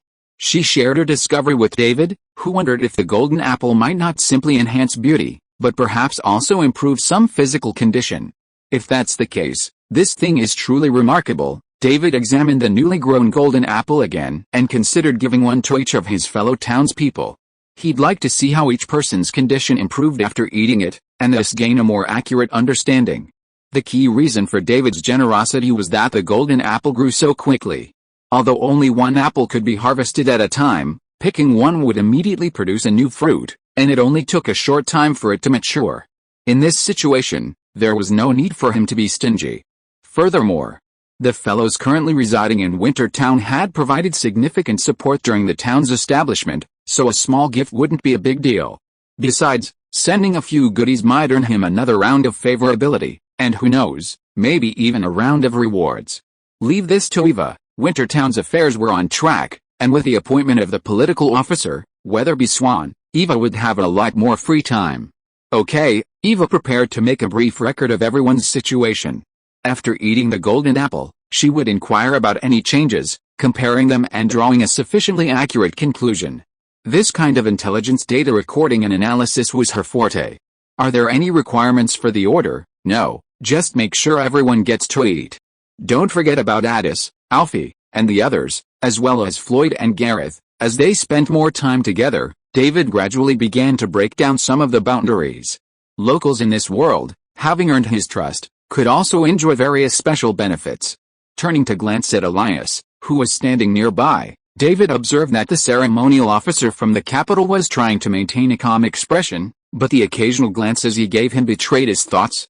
As for this one that's about to ripen, David waited until the golden apple was ripe, picked it, and held it in his hand, looking at Elias Parker. Give it to Elias. This, sir, this thing is too valuable. Standing nearby, listening to the conversation between David, Laura, and Eva, Elias knew of its purpose. Even without mentioning its potential to improve physical fitness, even its ability to enhance one's beauty held immense appeal for ordinary people. Since ancient times, or indeed in any intelligent and civilized world, the pursuit of beauty has never faded, regardless of gender, age, or youth. If you find it valuable, then help me well for a few more years. As time passed and winter approached, Elias's time in Wintertown drew to a close. David felt that Elias was an exceptional etiquette officer, capable of serving as a half housekeeper and assistant officer. He couldn't bear to let such a talent go. Before today, David had never explicitly expressed his desire for Elias to remain in Wintertown. Elias, who had already begun to consider whether to stay, was torn. He worried that even if he wanted to, Lord Glamorgan would look down on him. Now he could breathe a sigh of relief. The golden apple before him was the offer from Lord Glamorgan. This is what I hoped for. Elias accepted David's offer. After completing his assignment with the Kingdom of Tiran, he would return to the capital and then return to Wintertown to serve as Baron Glamorgan's ceremonial officer.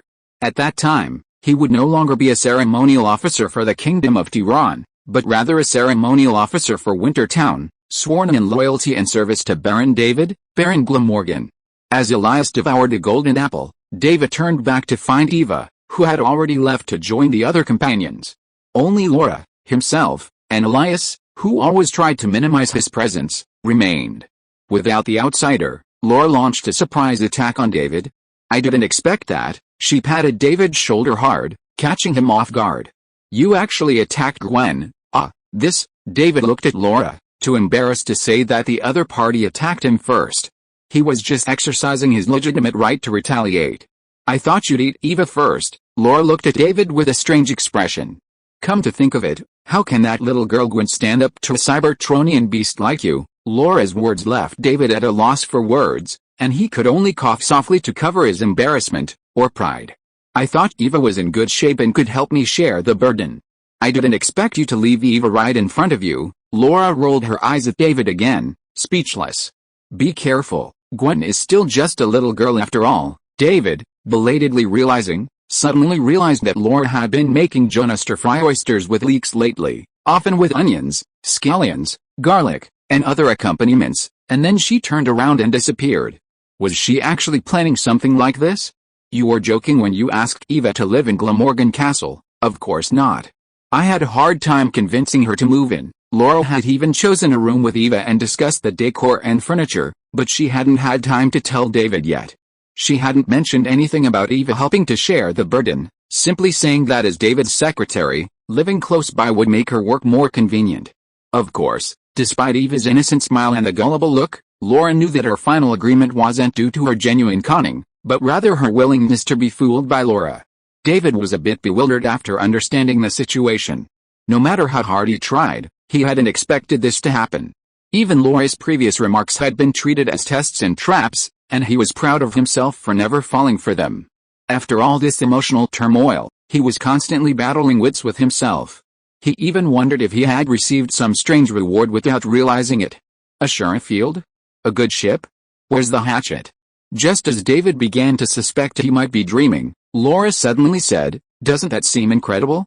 Actually, you can understand it if you think about it from a different perspective." "What perspective?" David looked at Laura, who was serious, and waited for her to speak. "You, Baron David Glamorgan, and Secretary Eva McKenna, are all serving me, Count Laura Croft." Laura held her head high, stating that she, Count Laura Croft, was the true boss, and that allowing David to find other women was just so he could serve her better. Seeing Laura looking so cocky, David lifted her onto his shoulders and headed upstairs, ready to show her who the true master of Wintertown was. Chapter 187 God's Grace. After giving Laura, who attempted to seize the throne of Winter, a stern lecture, David left Glamorgan Castle. With etiquette lessons over, David now had plenty of free time each day. Especially with the appointment of Weatherby Swan as his political advisor, even the more minor matters were taken care of. David only needed to get in his usual daily exercise, and the rest of his time was completely free. With nothing else to do, he decided to explore Wintertown, which was gradually taking shape. Since the construction of Glamorgan Castle and Winter Fortress was completed, and the various buildings within Wintertown were gradually being built, he hadn't properly explored his own city. As he exited Winter Fortress's south gate, he encountered Helen, accompanied by a middle-aged man. "David, this is my father, King Tyndareus of Sparta." Helen was delighted to see David, almost immediately moving to his side and enthusiastically introducing him to her father. "This is the ruler here, David." As Helen introduced them, David and Tyndareus were eyeing each other. The moment he saw David, Tyndareus understood why his daughter had insisted on marrying no one but this young man. "I was just admiring your palace from a distance. It's truly a beautiful one." Tyndareus, standing at the gate, had a clear view of Glamorgan Castle in front of him, the town center building to his left, and the fortress barracks beyond. David's Glamorgan Castle wouldn't be unusual in the modern context of Earth, except for its striking resemblance to a certain palace, which might draw some criticism. But to someone like Tyndareus, who lived over 1,000 years before Christ, it was a magnificent and imposing palace. It wasn't that there weren't magnificent buildings in ancient Greece, but that such structures were time-consuming and labor-intensive to construct, and kingdoms capable of such construction were considered extremely powerful. David's ability to live in such a lavish palace indirectly proved that he ruled over a powerful empire. As for the idea of it being the abode of the gods, Tyndareus wasn't entirely convinced. Of course, he acknowledged that his instantaneous journey from Sparta to this unfamiliar land was truly miraculous. He merely doubted David's divine identity. However, upon seeing David in person, he felt that this king, even if not a god himself, was likely a reincarnation of a god, or perhaps even a descendant of a deity. Just standing there, this young man, David, seemed to be demonstrating to the world what perfection was. Such a being could never be a mortal. Unaware that he had become a demigod or even a god incarnate in Tyndareus's eyes, David, after a brief greeting with Tyndareus, brought the Spartan king and Helen back to Glamorgan Castle, where he first took the father and daughter on a tour of its interior. Upon entering the brightly lit castle, Tyndareus sighed again. A major drawback of large ancient structures is poor lighting. Even during the brightest hours of day, many areas within the palace and castle were dreary and dim. Modern architecture like Glamorgan Castle presents no such problem. Gazing at the vast glass windows, Tyndareus began to believe his daughter's words. This place was definitely not a realm inhabited by mortals. He recalled the towering mountains he had seen outside. Could that be the legendary Mount Olympus? He carefully inquired about the distant mountain's name, but received no answer. That peak is very far from here. Because it's a region no one has ever visited, it doesn't yet have a name. Despite David's words, Tyndareus still suspected the mountain was the abode of the gods. After a brief tour of Glamorgan Castle, David led his daughter back through the south gate of Winterhold to the square. To the south of Winterhold lay a vast, empty square. To the southwest of the gate, west of the square, stood a cathedral. This was the Cathedral of Light, built at Liandrin's request. She would reside in this 5-story cathedral, including the attic and basement, preparing to spread the way of the holy light throughout the continent of Brunia. While showing Helen and Tyndareus the cathedral, David also took a tour. This was actually his first time to closely examine the cathedral, located so close to Winterhold. Liandrin was the actual tour guide, providing the group with a detailed overview of its interior. According to Liandrin's plan, the Cathedral of Light would not only serve as a place of worship for followers of the Holy Light, but would also include dedicated accommodations, a dining hall, accommodations for the sick, a library, classrooms, and other areas with various functions. With the cathedral's completion, Liandrin had begun planning to recruit followers, recruit apprentices, and train more priests. This was David's first introduction to Liandrin's plan. If Liandrin succeeded, the Church of Light could become the most powerful religious organization in northern Brunia. Helen and Tyndareus, standing nearby, were stunned, barely understanding much of what Liandrin said. David translated between different languages. Instead, they were drawn to Liandrin's elven features. Exiting the Cathedral of Light and heading south along the main road, the wide, flat road was lined with beautiful 2- and 3-story houses. Those who chose to live along the main road were all looking to open some kind of business. Although few shops were open yet, the framework of the houses was already complete, giving Wintertown the appearance of a highly advanced city. I see a lot of shop signs, but why aren't many open? These houses were recently built, and the owners are still busy with the interior decoration. It will take some time before they can actually open. Tyndareus had previously learned from David that all the buildings in this place called Wintertown were newly constructed, with much finishing work still to be done. At first, he hadn't paid much attention, but now, seeing so many beautiful houses so recently built, he became curious about how the people here had built so many beautiful houses in such a short time. If possible, after Helen married David, could he ask David to send someone to help him renovate his Spartan kingdom? If nothing else, he longed for a palace similar to David's Glamorgan castle. Even if it were 2 or 3 times smaller, he'd be fine with it. Just as Tyndareus was about to ask, Helen whispered to her father to look east. Following Helen's direction, Tyndareus noticed that the green objects he hadn't noticed before were actually massive metal giants. These giants were constructing buildings at an astonishing rate, and the sight cleared up his confusion. What are those? Tyndareus wondered, wondering if these metal giants were the legendary titans.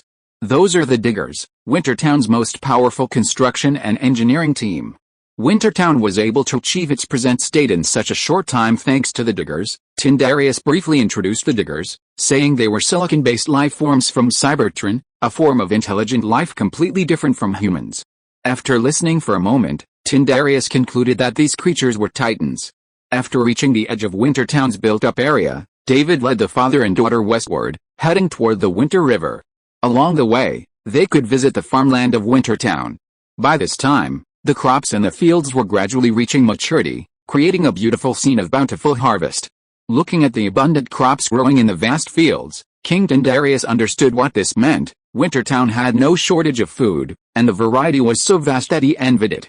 Watching the farmers smiling as they toiled in the fields, Tyndareus longed to hold a wedding for his daughter and David immediately. While he wouldn't sell his daughter to gain more power, now that his daughter had fallen for David, it seemed only right for him, as Helen's father, to take advantage of the situation. They walked outside the farmland to the banks of the Winter River, then followed the river to the broad road that led west to the river in Wintertown. Along the way, Tyndareus and Helen encountered many squirtles, all of whom were curious about these silly-looking blue creatures. Upon learning that these squirtles possessed many extraordinary abilities, Tyndareus desperately wanted to capture one. However, upon learning that these magical creatures were protected in Wintertown, he decisively abandoned the idea. David then stopped leading Tyndareus and Helen north. There were only a few buildings and a medicinal field there, along with Eevee, orb spinners, and some squirtles' living quarters. There wasn't much to see. The area was planned to be developed and utilized only after the Winter River docks were built. Walking back along the main road, RC flew back from the sky just in front of Winterhold's main gate. To the astonishment of Tyndareus and Helen, she transformed from a large pink metallic bird into a beautiful young woman. Tyndareus felt he had seen enough amazing things today, but the scene before him still left a profound shock. While David was talking to the woman who could transform into a giant metal bird, Tyndareus pulled his daughter aside and solemnly instructed her, "You must seize this opportunity. This is definitely a blessing bestowed upon you by the gods." Chapter 188, Language Issues. Helen's father was lecturing his daughter, while David discussed the information she had just gathered with RC. While the political affairs had been resolved, matters concerning the various factions surrounding Wintertown, and even matters that would determine Wintertown's next military action, still lay with the Lord David himself. "Is the fighting in the surrounding villages intense?" "Yes, and I've noticed that the people of Frostbite Town seem less than compliant. They've made several attempts against us." RC, a mechanical life form, stored data, images, and other information to aid in her judgment. RC hadn't been able to hide the Frostbite Town's stealthy movement of the warning sign and the wooden disc representing the sentry post. After using machine guns and missiles to blast the farmland secretly reclaimed by Frostbite Town to smithereens, RC notified the Winter Knights and had the warning sign returned to its original location. To express their displeasure, the Winter Knights moved the warning sign further toward Frostbite Town. Although they didn't move much, this action was a clear warning to Mayor Sean Forrester. "If he does this again, the next time we'll have to deal with more than just a few meters. I hope he comes back to provoke me again," David said, hoping Sean Forrester would suddenly have a brainwave and come directly to trouble Wintertown. That way, he could seize Frost Town. He wondered if such a seized territory would benefit from various bonuses. He was genuinely curious. "Besides this, I've noticed more people fleeing their villages. Displaced people were beginning to appear on the northern plains. These scattered refugees were likely seeking a better place to live. Currently, they were mainly moving between villages. However, if they couldn't find a suitable new home for a long time, they could potentially band together and become bandit gangs."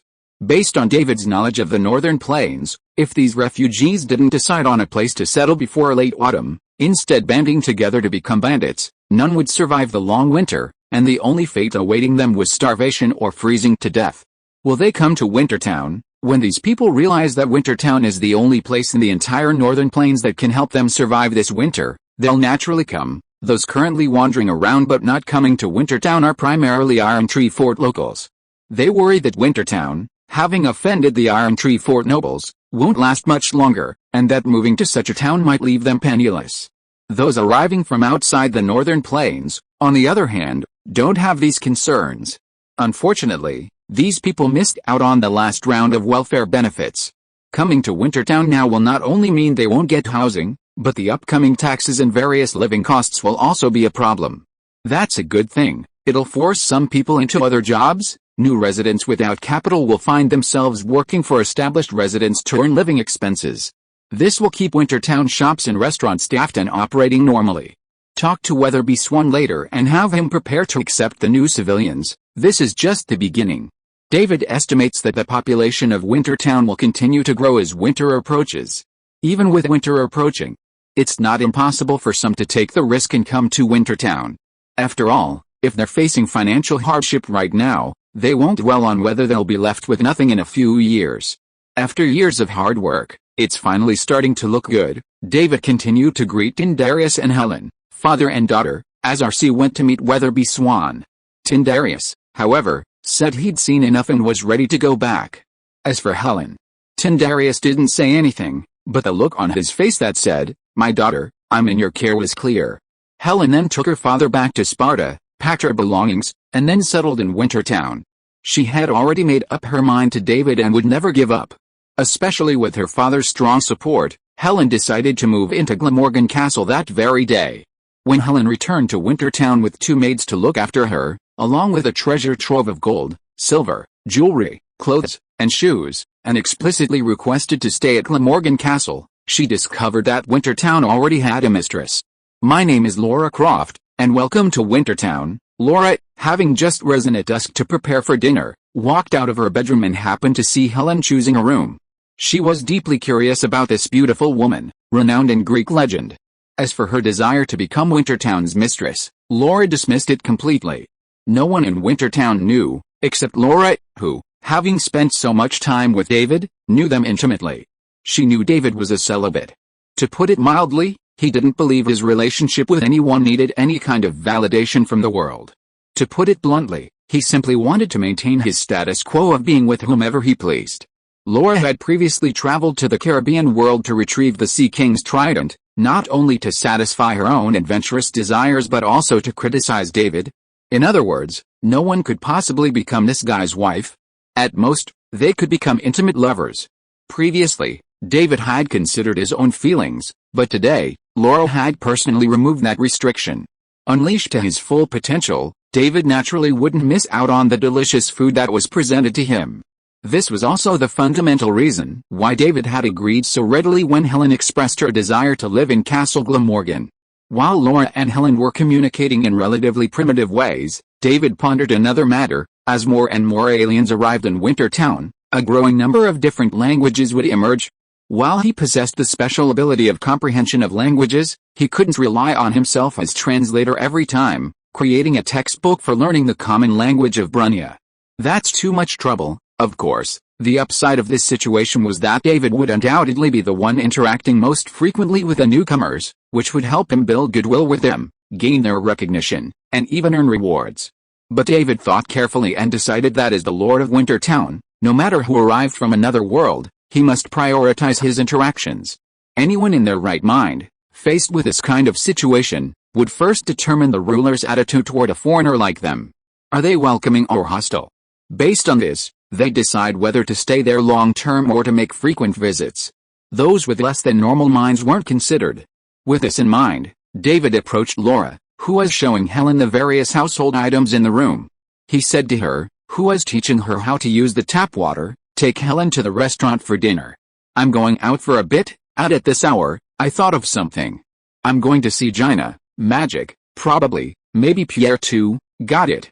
Leave Helen to me." He winked at David. "Don't worry, I won't let her get away." He debated whether to go tomorrow, but then he realized Laura wouldn't do anything strange, so he went downstairs and released a Mustang. He took the driver's seat, exited the fortress through the north gate, and stepped on the accelerator to reach Gina's new home in Wintertown, a small building not far from Apothecary Cordell's residence in the herb fields.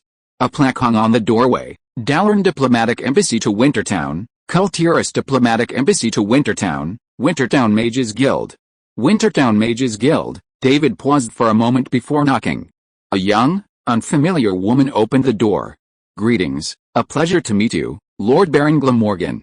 Are you looking for Miss Proudmoore?" Yes, David quickly realized. The woman before him must be Gina's handmaiden. Initially, living conditions in Wintertown were limited, so these diplomats came to live alone. Now, with Wintertown's construction nearing completion, these diplomats have ample quarters and are naturally less burdened. After all, Gina Proudmoore, Renee Margraine, and Sally Whitemane all came from distinguished backgrounds. Furthermore, a diplomat stationed in a foreign country would naturally be accompanied by servants and guards. Eva had mentioned this to him before, but he had simply agreed without further questioning. It wasn't a big deal, and held less interest to him than Eva's ankle. Led by his maid, David arrived at the reception room and sat down, quietly awaiting Gina's arrival. He didn't wait long. Before the maid had even brought him the juice, Gina appeared before him. "Lord Baron Glamorgan, you've come to see me at this hour. Is there something important?" "I can't say it's important, but it would be much more convenient if it could be resolved sooner rather than later." David exchanged a few words with Gina, then got straight to the point, stating his purpose. After hearing David's words, Gina understood why he had suddenly come to her. "Are you trying to determine if I know a spell that can impart language knowledge to others, preferably one that can be crafted into a tool even ordinary people can use?" Gina pondered for a moment before offering her own answer. "I know a number of similar spells, but I'm not sure which one would achieve the effect you're looking for. As for crafting a tool, you should ask Pierre Newton for help." Besides, Gina admitted that her expertise in this area wasn't extensive, and that testing each one individually would be incredibly time-consuming. "Compared to me, I think another mage could easily help you solve this problem." Who? Medivh. Chapter 189 Refugees and Reinforcements. As a celestial mage, Medivh frequently traveled to other worlds, and rapidly mastering new and unknown languages was a skill essential for celestial mages. Furthermore, Medivh's recent appearance as a prophet, appearing in the dreams of his chosen heroes, demonstrated that this powerful guardian possessed a profound understanding of how to transmit his thoughts to others. As a powerful mage herself, Jaina had a clearer understanding of the difficulty of such a task, and so she was certain that Medivh could resolve David's problem. That's a good suggestion, but here's the question. David took a sip of his juice and looked at Jaina before him. Can you contact Medivh? No, Jaina shook her head. The last time I saw Medivh was in Silver Moon City. No one knows where he went after that. He might not even be in Azeroth anymore. David had anticipated this outcome. So, this matter still relies on you. No, I mean, if anyone can find Medivh, it's you. Jaina had been observing David. There was much she couldn't understand about the Lord of Winterfell. She vaguely sensed that David seemed to have some strange connection to Azeroth. So, she thought, if David wanted to, with a strange connection to Azeroth, he might be the only one who could find Medivh. David thought about it. It seemed there was indeed a way to find Medivh, but every time he went there, he disturbed everyone's sleep. If he did that often, would he be blacklisted as a prohibited visitor? After leaving Jaina's residence, David emphasized before leaving, if Medivh couldn't be found, Jaina would have to help. Jaina didn't refuse, perhaps convinced that David would find Medivh. Getting into his car, David prepared to return to Castle Glamorgan to see if Helen was settled and if Laura had caused any trouble. He'd barely stepped on the accelerator, before the car even started to pick up speed, when he saw Leon running around town. Leon, good evening, David, what are you doing? David noticed that Leon was still dressed in his jacket, but his belt was festooned with equipment, primarily magazines. These were extended-capacity magazines crafted by Pierre Newton, each holding 100 rounds. Because they possessed special properties, they couldn't be stored in the mass-produced storage items. I received a mission, so, Leon didn't hide it and directly took out a magazine hanging on his waist. At the same time, he showed off the two-handed sword in the storage bracelet. Come to get some weapons and ammunition. Oh, David guessed in his heart, what job? The president's daughter Ashley Graham is missing. The Secret Service received intelligence that someone had seen her near a remote village in Spain. When I arrived at the place, I found the situation a bit complicated. After briefly introducing the situation, Leon asked David if he had seen Krauser. Jack has been training a lot recently. I wonder if he still has the energy to help you. In fact, you can also ask someone else. Yeah, good idea. I'll ask RC. Watching Leon excitedly running to find RC, unlike the ambulance that lived in David's garage, RC had her own residence. David complained in his heart that Leon was really inconsiderate. He didn't know that Leon hadn't considered that Lord Glamorgan, Lord of Wintertown, would be interested in traveling to a remote village to help him find someone. He assumed David, as the ruler, must be very busy. So he didn't ask for his help. As for finding RC, he was naturally drawn to RC's advantages. She could conceal her identity like a normal human, transform into a vehicle when necessary, and possess formidable firepower. Watching Leon walk away, David didn't chase after him to offer any assistance. Instead, he drove back to his residence and went to find Laura and Helen. When he found them in the restaurant, Helen was watching Laura introduce her to various new things like a curious child.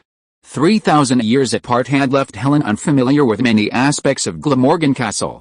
Unable to communicate directly through language, Laura spent even more time teaching Helen how to use the various facilities within. From turning on and off the lights to running water, to bathtubs and shower heads, there was a lot to learn. When David returned, Laura was explaining the refrigerator and microwave to Helen. David could almost see the mosquito coils in Helen's eyes. Okay, you've said so much. She can't possibly understand it all, especially when it can't be described in words. The difficulty is even greater. We're just sitting around doing nothing anyway, so why not go to bed after dinner? You can teach her the Bronian language. I was just teaching her the Bronian language. Laura gestured to Helen beside her. Sure enough, Helen said to David in Bronian, welcome home. Oh, you're learning well. In mythology, Helen was the daughter of Zeus, and by bloodline, she was also a demigod. That's why, even after all those years of the Trojan War, she remained as beautiful as a flower. This Helen before him probably didn't have demigod blood. But she was intelligent and a quick learner. She had memorized most of what Laura had taught her. At least she wasn't overwhelmed by the modern facilities in Glamorgan Castle. After a few inquiries and discovering Helen already knew how to use the various facilities correctly, David realized he no longer had to worry about his daily life.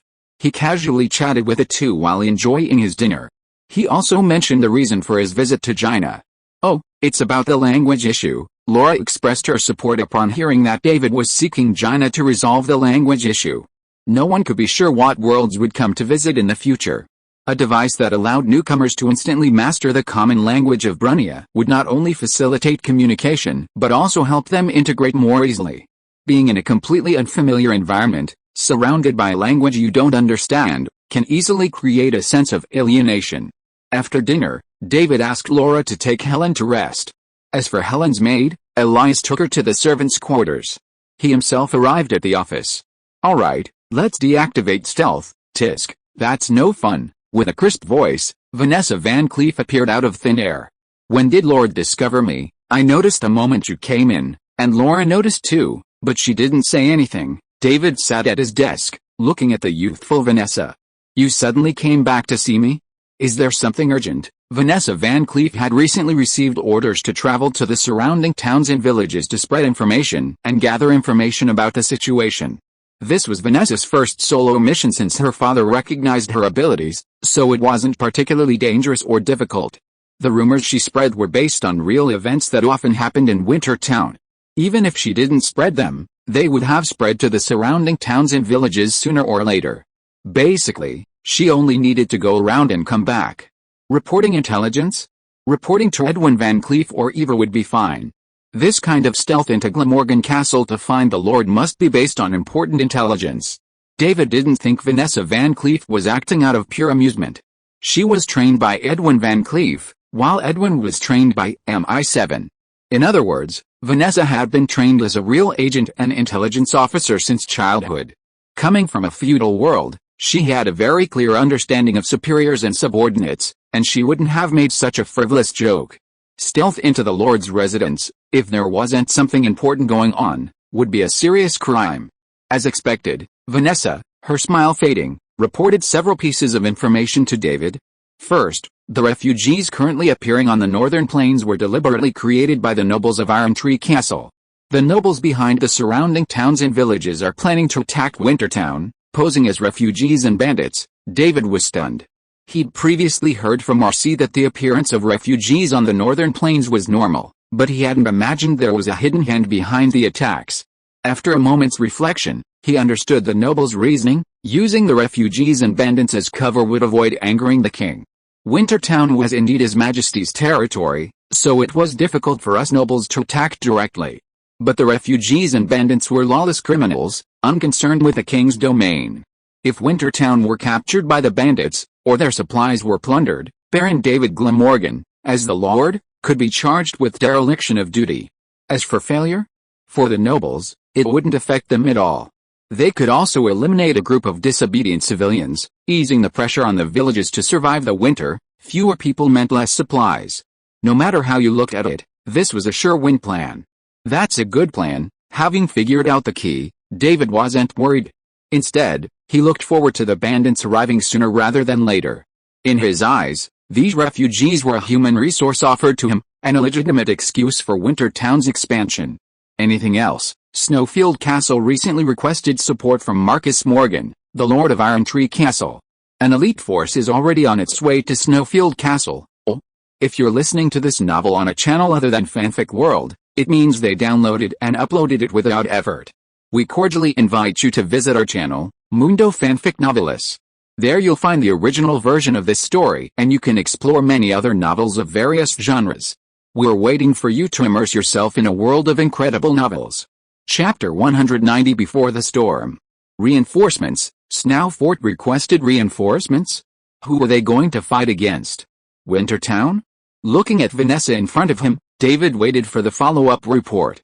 If Vanessa only found out that Iron Tree Castle had sent reinforcements, but didn't find out why Snowfort requested support? Who were these reinforcements going to fight against? That would prove that Vanessa is not a qualified intelligence officer and she has no talent in this area. In that case, Vanessa's future work may shift to assassination and the like. As it turned out, Vanessa Van Cleef was no rookie without any intelligence sensitivity. When she learned that an army was heading from Iron Tree Castle to Snowfort, she began to investigate the situation of this reinforcement army.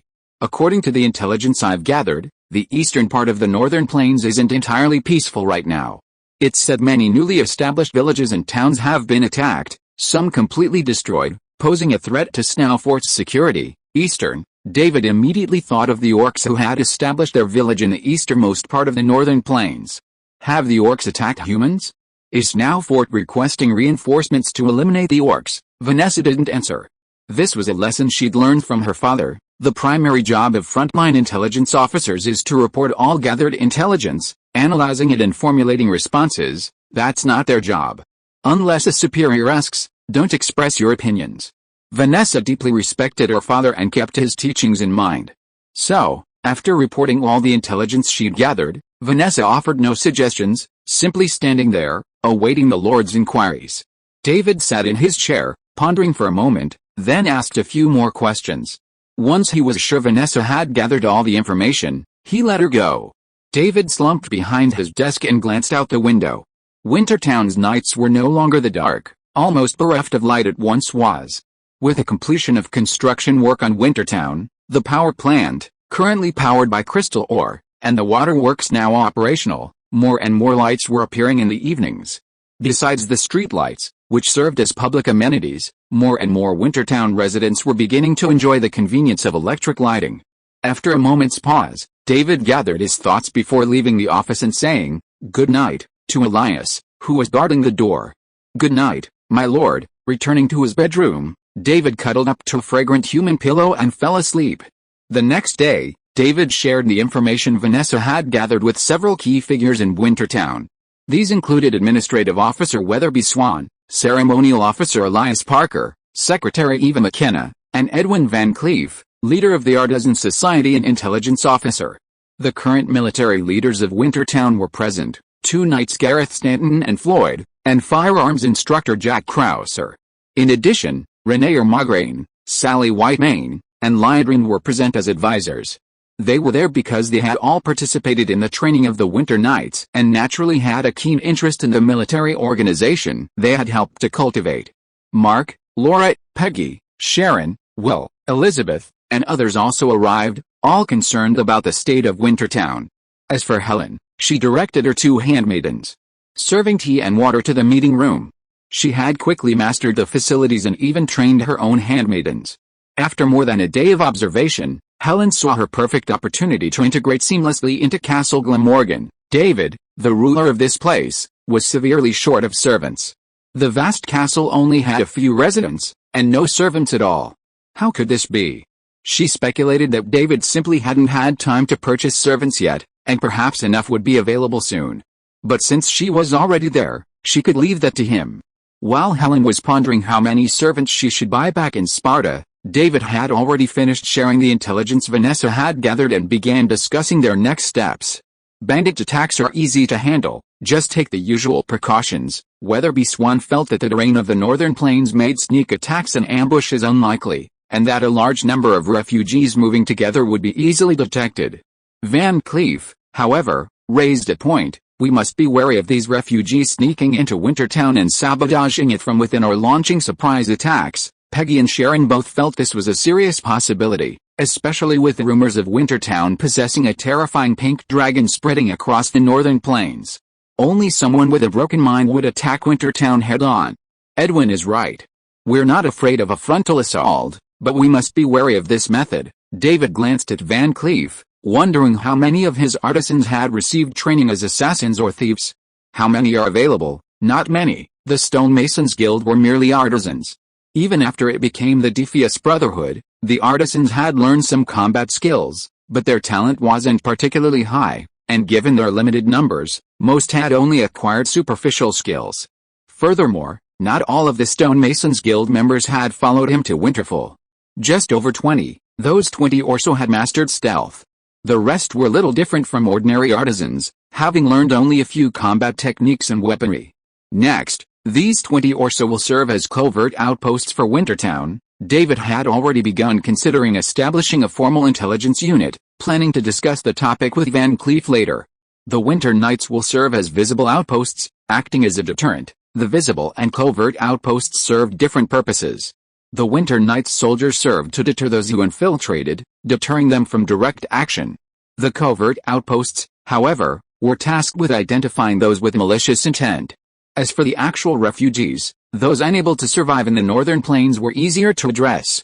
Once they arrived in Wintertown and discovered they could find work, shelter, and even daily meals, they would naturally transition from refugees to ordinary civilians.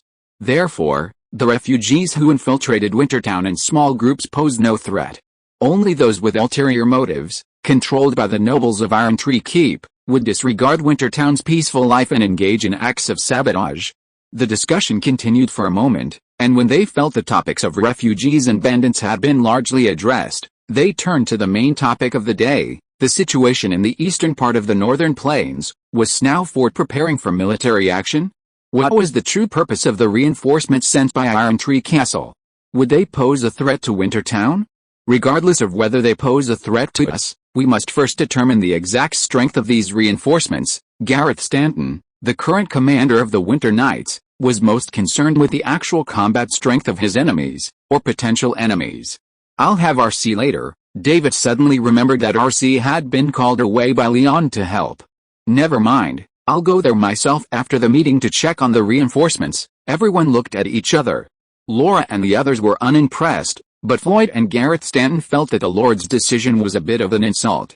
Floyd immediately stood up and said, "How can we trouble the Lord personally to handle such a matter?" He hammered his chest with his right hand and solemnly stated that he would return with detailed information about the reinforcements and present it to the Lord. "Then I'll leave it to you." David had originally thought of transforming into a fighter plane, like RC, and quickly fly over the reinforcements to check and return. He could also check the situation eastward, to see what the orcs were up to on the eastern plains. It would be a safe and quick journey. But he also understood Floyd's thinking. If the Lord had to handle everything personally, wouldn't it make his subordinates look like useless? Whether out of a sense of honor or a desire to prove their abilities to the Lord and secure a bright future, Floyd and the soldiers of the Winter Knights must bring back perfect intelligence. Not only did they need to gather information about the reinforcements, but they also had to explore the east to determine whether they were targeting the orcs in the east, or Wintertown. To ensure the success of the mission, Floyd planned to enlist the help of Jack Krauser, the only member of the Winter Knights who could skillfully fly a Black Hawk helicopter. Just as everyone had finished discussing the matter and were beginning to disperse to tackle their respective assignments, Steve suddenly approached. "What's up?" David was about to discuss the formation of an intelligence unit with Van Cleef when Steve, who had just arrived, greeted Peggy and headed straight for him, clearly seeking his help. "You asked me to ask Tony Stark if they could build an arc reactor in Wintertown." Oh, David slapped his forehead. With all the information Gwen, Helen, and Vanessa had brought back over the past 2 days, he'd completely forgotten about it. "What did Iron Man say?" Tony said the price and all that was a small matter, as if realizing something. Steve's expression hinted at something interesting. "He wants to come and see for himself before deciding whether to take on the project." It sounded like the Iron Man style, and it wasn't an unreasonable request, so David readily agreed. "No problem. When is he coming?" "Now." Chapter 191. Tony is very interested in this place. Iron Man Tony Stark is not an easy person to get along with. His arrogance, boastfulness, and sharp tongue make many people want to punch him to death when they first meet him. A key reason he's been able to live peacefully to this age is his immense wealth. Even if ordinary people dislike him, they can't approach him. Another reason is his supreme genius. Facing his greatest crisis, kidnapped and imprisoned in a cave, Tony Stark perfectly demonstrated his superior intelligence, surpassing 99% of Earth's human population. Using weapons materials swindled from his enemies, he forged the first Iron Man suit.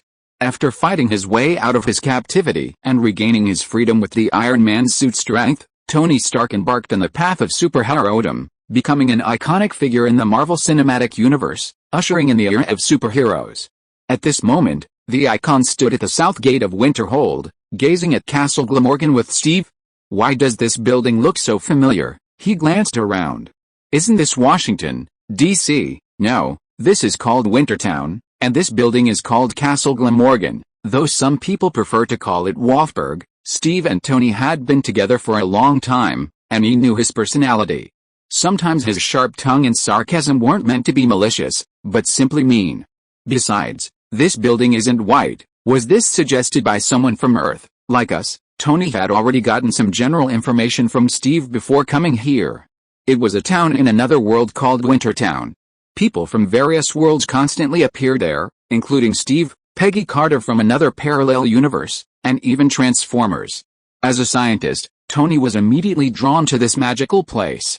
When he learned that David, the Lord of Wintertown, wanted his help in building an arc reactor in his territory to serve as the primary energy source, he expressed his desire to see it for himself. The other party reacted quickly. Steve magically vanished from his presence only to reappear moments later, informing him that the Lord, David, had agreed to allow him to proceed to Wintertown. Tony was pleased with a quick response. He felt respected.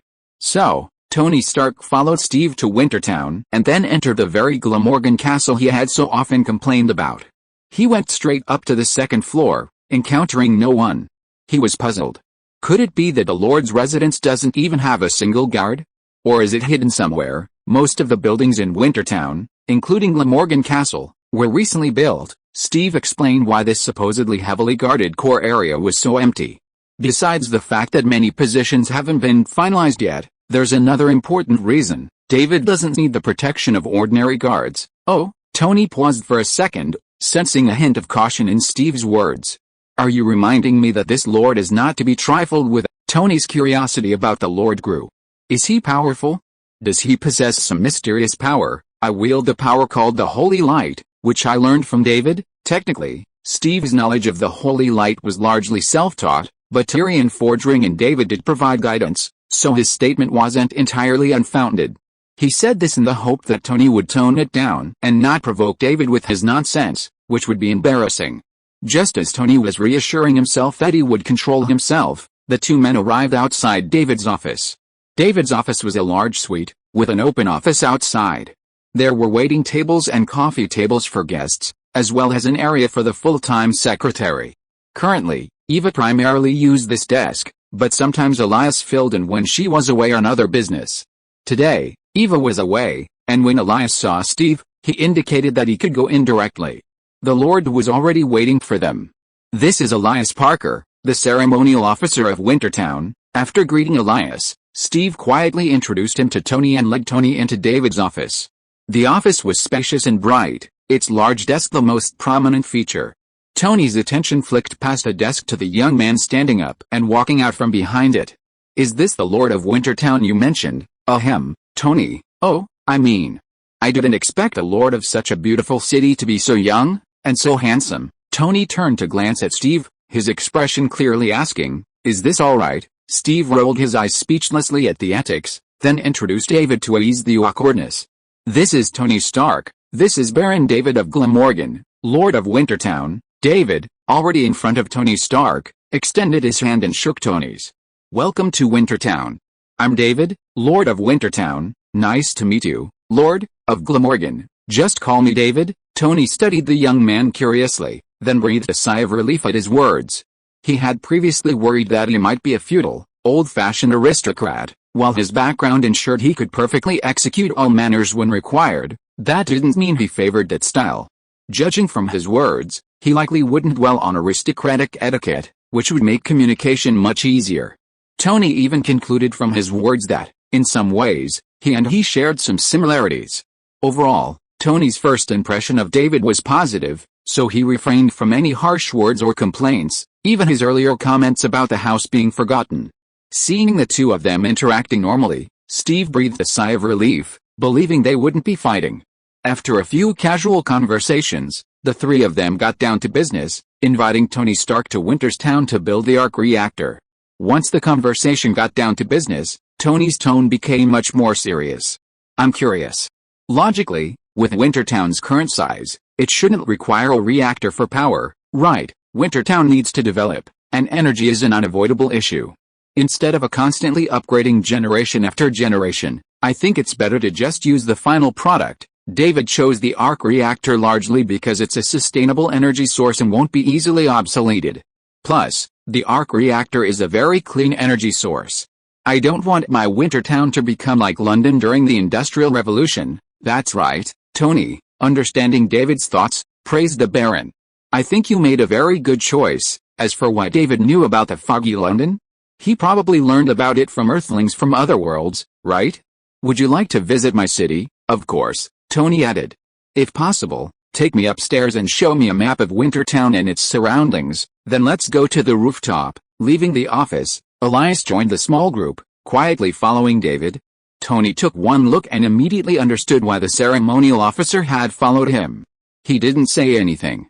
Even if he had something to ask, he wouldn't have asked Steve in front of David and Elias. He wasn't stupid, nor did he lack emotional intelligence. When he was being mean, it was either because he had a close relationship with someone, or because he had already decided that offending that person wouldn't matter. He wouldn't easily offend someone like David, a partner he just met, someone who hadn't yet established their friendship or foe status. They made their way to the top floor, and from there, they had a clear view of Wintertown. Tony walked around the rooftop, gaining a basic understanding of Wintertown's layout, and then asked David, "Where are you going to build the reactor?" "There's a power plant in the forest to the north." David pointed in the direction of the forest. Both the waterworks and the power plant were there, but they were hidden by the dense trees, so only the buildings could be vaguely seen. Tony nodded and remained silent for a few seconds, as if he were thinking. Just as David was wondering if Tony thought this location was a bad idea, he wondered if he had any doubts about it. Just as they were about to move, Tony suddenly asked, "If I want to establish a business here, are there any restrictions?" "Huh? What kind of business do you want?" "You know, I'm a scientist, and I'm very curious about a completely unfamiliar world." Tony was a straightforward man. Once he discovered something he was interested in, he didn't beat around the bush like a typical businessman. Instead, he stated directly, "If the Lord has no objection, I'd like to build a laboratory in Wintertown." David had expected Tony to be interested in some of his possessions, and that would be his bargaining chip for the reactor. But he hadn't expected Tony to be interested in much more than he'd anticipated, so much so that he even considered building a residence in Wintertown. "If you agree, I'll build an arc reactor for Wintertown free of charge. It'll definitely be the latest model using the latest technology." Hearing Tony's offer, David was eager to ask if, in addition to the laboratory, he'd also consider building a weapons production line or something else in Wintertown. Chapter 192 I think therefore I am. If Tony was willing to establish a weapons production line in Wintertown, David wouldn't even have to worry about equipping Wintertown's future military. However, he knew Tony wouldn't start by establishing a weapons factory in a foreign world, as evidenced by his plan to only build a laboratory. As for the future, that depended on how Tony's relationship with Wintertown, and David, would develop. Stepping down from the rooftop of Castle Glamorgan, Tony prepared to take a closer look at the beautiful town.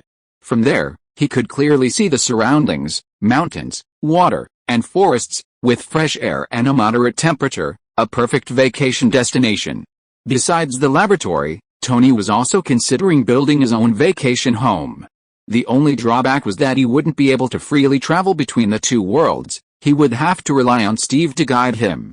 "What I'm saying is, isn't there a way for me to travel back and forth as freely as Steve?" Having reached a preliminary cooperation agreement with David, the two were now considered partners, and Tony's speech became a little more casual. "Not yet," David said, undeterred. "Maybe later." "Oh?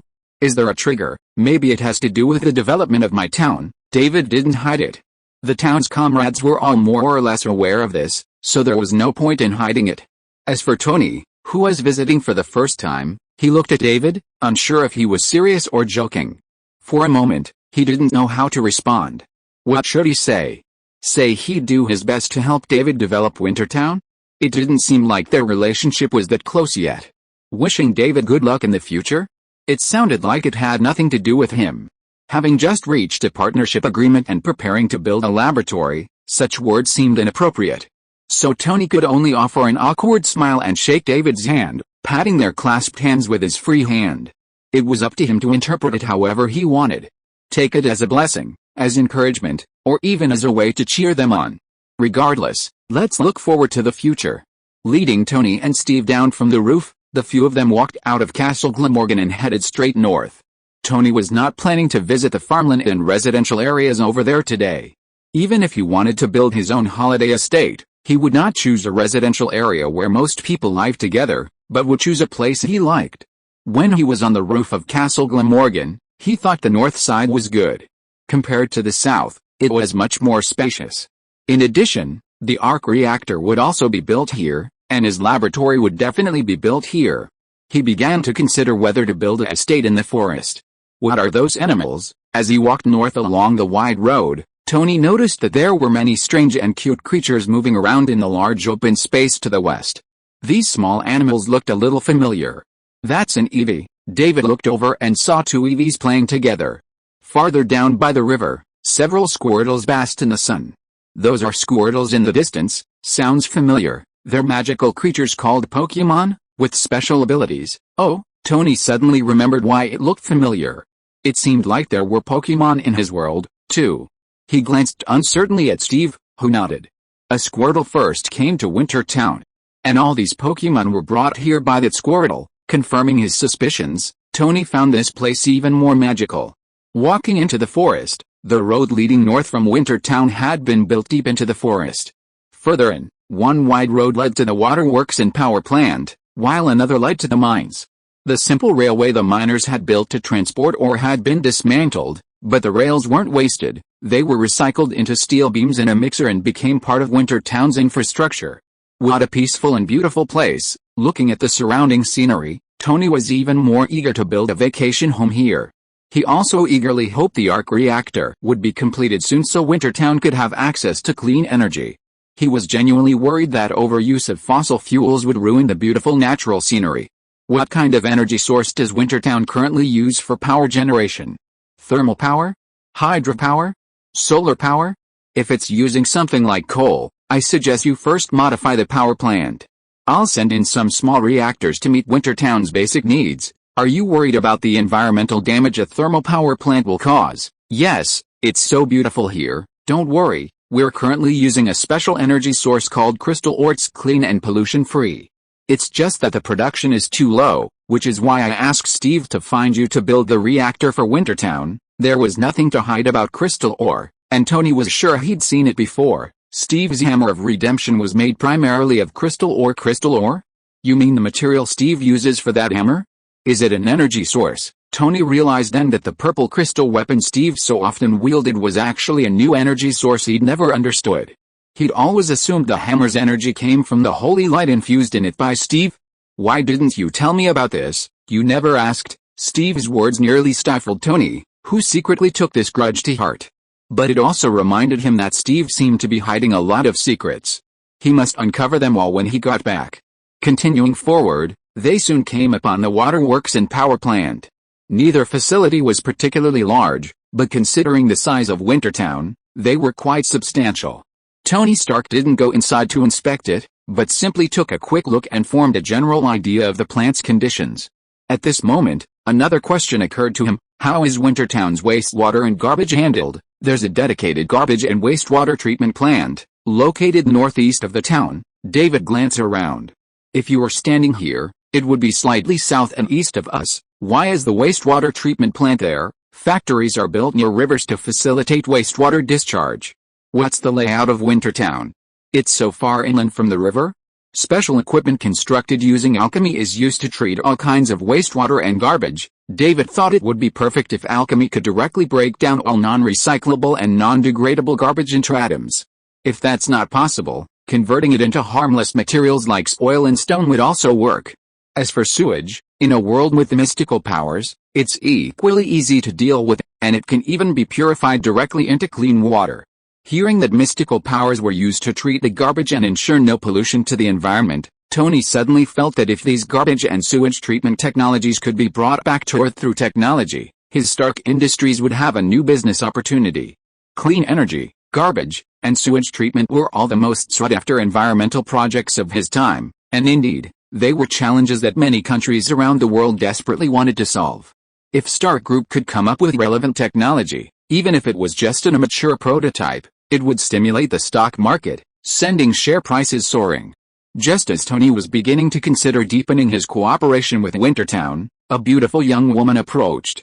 Beautiful young women weren't unusual, but the fact that this woman was accompanied by two enormous silver wolves was particularly striking.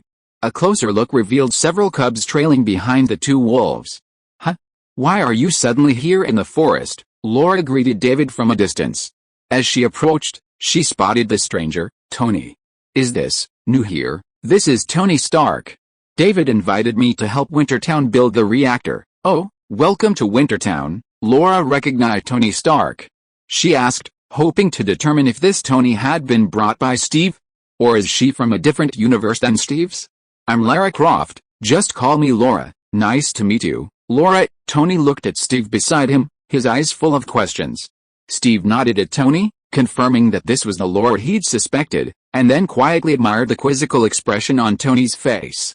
Seeing David chatting with Laura, Tony immediately whispered to Steve, are there any other people in this magical place that I'm familiar with? I don't know, because I'm not sure who you're familiar with. Although Tony didn't get a clear answer, he did learn one thing from Steve, those so-called alien visitors to Wintertown were probably all familiar faces. He also thought about another thing, he might also be considered a familiar by others. Seeing Tony's strange expression, Steve immediately warned him, don't dwell on it. When you doubt, you exist, I think, therefore I am. Descartes, Tony was highly educated, and he was simply puzzled by Steve's use of Descartes' theory to enlighten him. If I remember correctly, you're a fine arts major. I've been learning new things lately. Is it because of this place? For other reasons, Steve's face was filled with bitterness as he spoke of this. He felt like he'd fallen into a deep hole. Although he hadn't yet taken over the position, he had already begun searching for a successor. The man before him was a good choice. Chapter 193 Reactor and Learning Machine. Tony had no idea he was already on Steve's successor list to Captain America, and David had no idea Steve, the sculptor with the bushy eyebrows and big eyes, was already thinking about retirement before he'd even officially taken up his post. He was chatting with Laura about their pets. Where do you keep these two giant wolves? He knew Laura had captured two northern giant wolves, but they weren't usually seen in Wintertown. In the winter forest? They won't harm the miners, will they? No, after I've tamed them, they'll never disobey my orders. Laura reached up and stroked the head of one of the giant wolves. The massive creature looked mighty, its massive and powerful physique making it suitable for use as a mount. Usually, I keep them far away from Wintertown, so how do I find them when I need them? I've developed a special connection with these giant wolves. Even from a distance, they can sense my call. Did you study hunter lore? I haven't looked into that in detail. David's pet was a robot dog he'd snatched from Soundwave and resurrected using the power of holy light. Normally, the robot dog transformed into a bracelet and wore on his wrist, eliminating the need for Laura's constant care and summoning when needed. While on his wrist, the robot dog received ample energy from David, so it didn't usually have any desire to move around. It simply ate and slept, a perfectly comfortable existence. After a few more words, Laura automatically joined the small group visiting Wintertown. Tony was introduced to Lara Croft, the world-renowned archaeologist and a key investor in Wintertown's rapid development. She also shared a close relationship with the Baron of Glamorgan. Oh, Tony nodded in understanding, suddenly curious. Besides Steve and Laura, the Transformers he'd already known, Peggy Carter, and the Pokemon he'd seen recently, who else was in Wintertown? Tyrion Fordring, a powerful paladin from the world of Azeroth. Steve mentioned everyone he knew. Sharon Rogers, my daughter from another world. Wait, Tony suddenly interrupted. You have a daughter in this world, the daughter of another me from a parallel universe, not my daughter. I have to meet this one. Steve sighed helplessly and continued to introduce the others. Mark Watney, an astronaut stranded on Mars due to an accident. Mars? The Mars I know, that Mars. Steve paused. Tony would interrupt every time he mentioned a name, and there was no telling how long the conversation would end. Tony glanced at Steve's expression and realized he had too many questions. He could wait until he finished asking any questions. So he gestured please continue and closed his mouth. Although he knew Tony wouldn't be able to hold out, Steve continued introducing them. Will Turner, Leonard Hofstadter, Eva McKenna, Leon Kennedy, and so on. He only mentioned Peter Parker and Gwen Stacy in passing, as he hadn't had much contact with them. Beyond that, there were also those who came to Wintertown through these people, a much larger group, as Steve hadn't yet recognized them all, so he only briefly mentioned them without going into detail. It sounds like there aren't many like you. While Wintertown's population wasn't particularly large, it wasn't small either. Tony had assumed most of the people here were from other worlds like Steve, but he hadn't expected most of them to be like him, having come here through one of these people as a bridge. By the time he returned to Castle Glamorgan, Tony had a relatively detailed understanding of Wintertown. He wasn't planning on staying any longer. He needed to go back and thoroughly compile all the information and develop a comprehensive construction plan. By the way, if possible, it would be best to use this time to stockpile some of your world's unique minerals or other items. Before leaving, Tony made his request to David. Of course, I won't take these things for free. The specific price could be negotiated separately. Even if Earth's currency couldn't be used in this world, Tony was confident that David would definitely demand the products he created. It would all depend on what David wanted. Once the design for the laboratory and reactor was finalized, Steve and the diggers could be entrusted with transporting the various construction materials. Bringing materials from other worlds to Wintertown was no longer as cumbersome as it had been at the beginning. When Tony wanted to focus on a task, his efficiency was astonishing.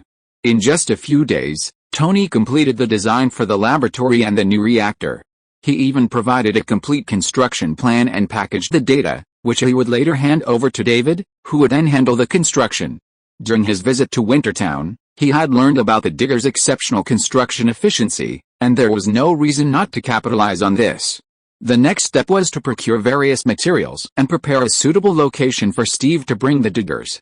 The diggers would then transport the raw materials to Wintertown. This task was a bit tedious, but not difficult. Tony also handed over his construction plans and blueprints to the diggers' leader, Scrapper, and even the detailed manufacturing process for the arc reactor. It wasn't that Tony was particularly generous, but after understanding the diggers' capabilities, he knew that if he agreed to build the arc reactor in Wintertown, the reactor's detailed design would no longer be a secret to the diggers. These Cybertronians could easily record all the details of the arc reactor, allowing them to build a large number of them whenever they wanted. Tony was now even more curious. Could these transformers transform a reactor within their bodies to solve their own energy problems? Scrapper's answer was that it was impossible, apparently due to the high technical complexity, high level of black technology, of the arc reactor, and not every Cybertronian could perfectly construct such a power source within their bodies.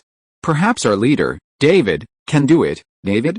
He's not human. The leader possesses a special ability that allows him to switch freely between carbon-based and silicon-based life. So amazing. Tony, having received unexpected information, was curious about how this ability to switch between carbon-based and silicon-based life was achieved. Was it some mysterious force? Or was it Cybertron's advanced technology? Shovel said he didn't know and suggested asking the leader. Tony rushed to Wintertown to inquire about David's transformation into a silicon-based life form, but learned that David wasn't in Wintertown. Not here? Then where is he? With his recent frequent travels, Tony had gotten to know Eva McKenna, the Wintertown clerk. This also gave him even more certainty. Baron David Glamorgan was definitely his kind. Azeroth, what's he going there for? Tony thought. Remembering that Wintertown's current population primarily hails from Azeroth. Is he recruiting? Looks like he's looking for a mage to help with Wintertown's language problem. There were some things that didn't need to be hidden from someone from another world like Tony, so Eva directly told him David's purpose for going to Azeroth. Language? Oh. I see. Tony, a clever man who could figure out many things with just a hint, immediately understood David's intentions, and then thought of something else. So, there's absolutely no need for me to waste days learning the Bronian language. Eva smiled and didn't respond. Tony didn't dwell on the wasted time, instead devoting himself to the construction of the arc reactor and the lab. While the diggers could handle that work, he felt uneasy without his personal oversight.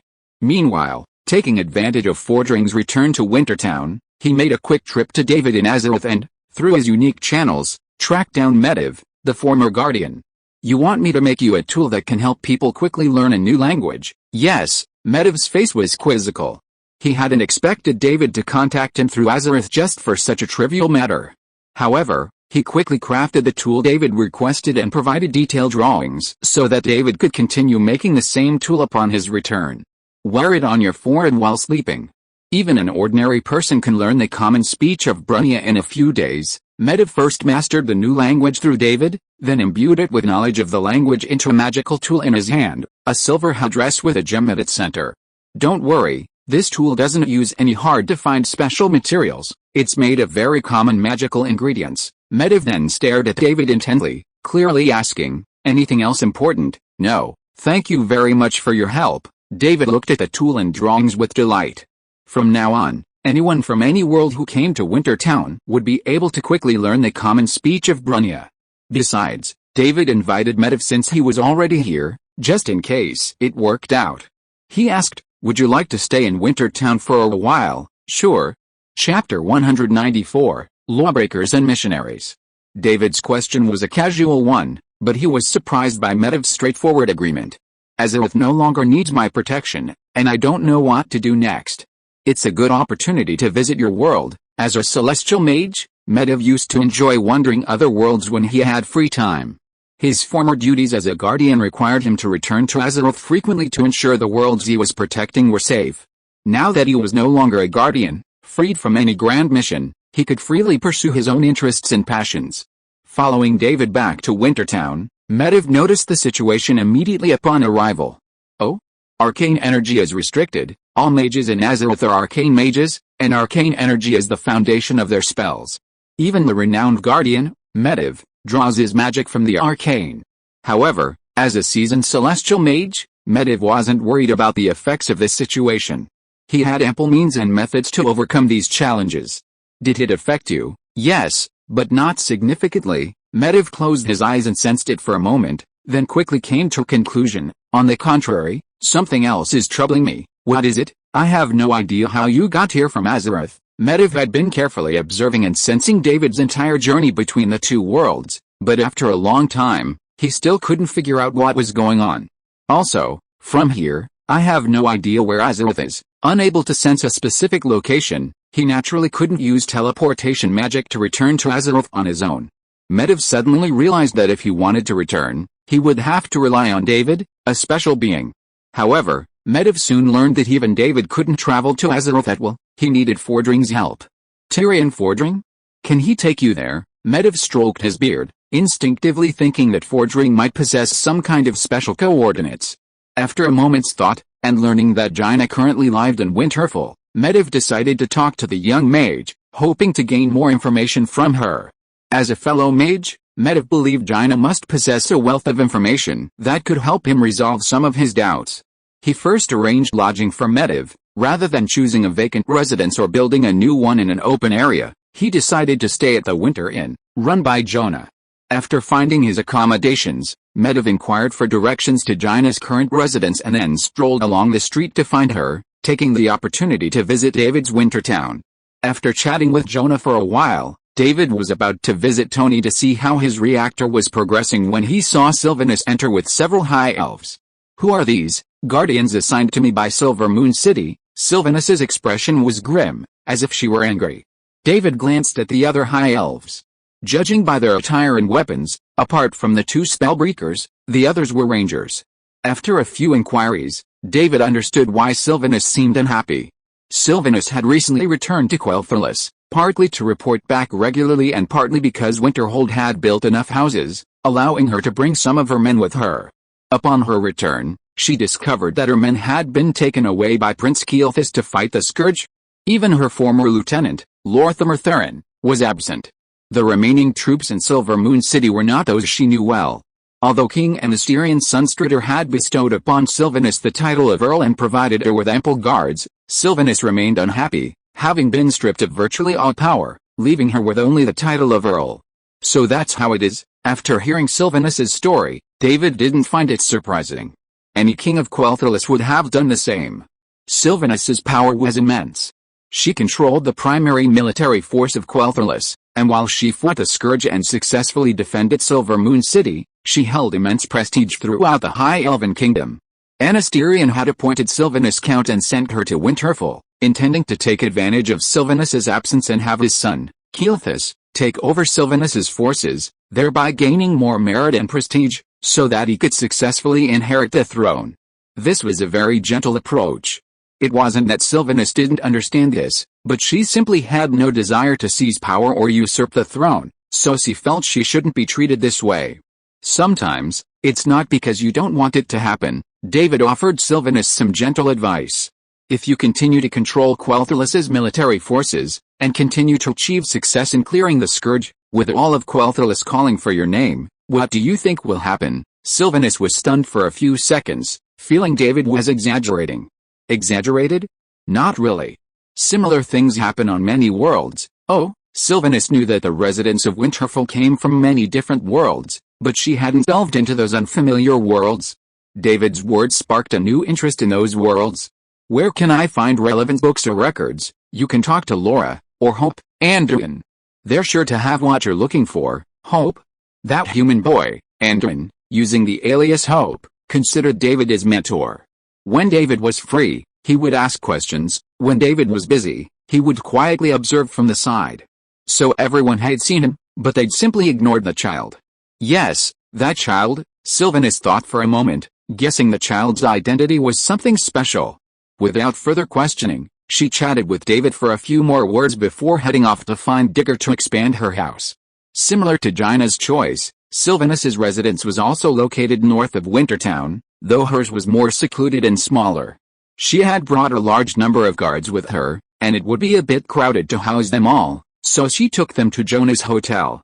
After arranging lodging for the guards, Sylvanus prepared to travel with David to Fort Glamorgan to ask Laura for the books David had mentioned. Sylvanus wasn't familiar with Hope, the human boy, but she was closer to Laura, so she naturally prioritized Laura. David and Sylvanus chatted as they made their way to Fort Glamorgan. During their visit, David glanced at the Spellbreaker following behind Sylvanus. The Spellbreaker is a specialty class in Quel'Thalas. This heavily armored, melee class wielding a shield and a double-bladed glaive can disrupt and distort magical attacks, as well as steal buffs from enemies and transfer them to themselves or allies, making them a formidable opponent for many spellcasters. Spellbreakers are incredibly difficult to train, and they are considered the elite of the elite in the Kingdom of Quel'Thalas. Historically, after Keylethas departed for Outland, Silver Moon City ceased training spellbreakers, leaving only a small number remaining within the kingdom. P.S. Official sources state that spellbreaker training ceased completely during the Regent Era, and no new spellbreakers have appeared. Therefore, while the numerous guards in Silver Moon City may look like spellbreakers, they are not, because they are so rare. David was intrigued. He wanted to know how spellbreakers distort, destroy, and steal the various magics cast by their enemies. Are you curious about spellbreakers? I'm wondering if we could raise a spellbreaker unit in Winterfell. David noticed a fleeting look of disdain on the spellbreaker's face as he spoke. Though fleeting and subtle, David still noticed it. He didn't dwell on it, realizing that spellbreaker training might be even more difficult than he'd imagined. As expected, Sylvanus immediately shattered his somewhat unrealistic notion. Becoming a spellbreaker relies heavily on the racial talents of the High Elves. Even among High Elves, not everyone can become a spellbreaker. The implication was that Winterfell, with its predominantly human population, simply couldn't train spellbreakers. Sylvanus didn't say this out loud because Wintertown was a unique place. She wasn't sure what strange creatures might emerge from David's place, and there was no telling when someone with such talent would appear. Even so, she still didn't believe Wintertown could train a full army of spellbreakers. And, you don't need a spellbreaker unit here, do you? Sylvanus had researched the situation around Wintertown and hadn't heard of any faction possessing a powerful or large-scale spellcasting team. Even if spellbreakers were trained, they wouldn't be put to good use. It's just that they're not needed now.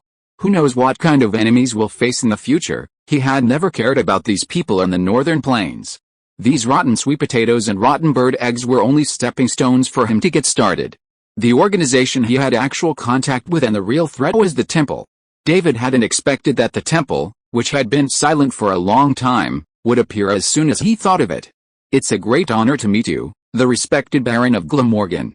My name is Rains, and I'm a missionary from the Holy Kingdom of Gaunt. Chapter 195 The Holy Light and the Earth are deceiving you together.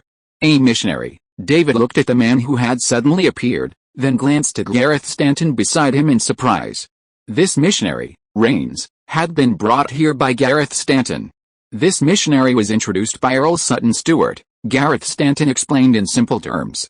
Hearing Earl Sutton Stewart, David immediately understood what was going on. Back in the capital, he'd learned of the temple's plans through a bug. Almost a year had passed since he'd returned, and nothing had happened. He'd assumed that apothecary Cordell was a pawn the temple had placed around him. He hadn't expected a missionary to come specifically. Thinking about it, it made sense. If the temple wanted to expand its ranks in the northern part of the Kingdom of Tiran, it would need someone to proselytize. That kind of work couldn't be left to someone like a spy or pharmacist. Welcome to Wintertown, Missionary Rains. After greeting the missionary, David pretentiously inquired. Did missionary Rains have any important business that had brought him all the way from the Holy Kingdom of Gaunt to the northernmost border of the Kingdom of Tiran? To spread the gospel of the gods, missionary Rains readily explained his purpose.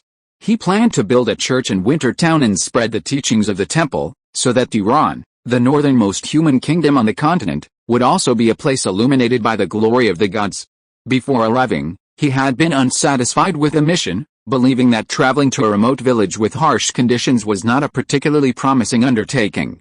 Even if successful, he didn't believe a remote town could influence the entire kingdom of Tiran, and he wasn't very optimistic about the idea of gradually influencing the kingdom's core from the periphery.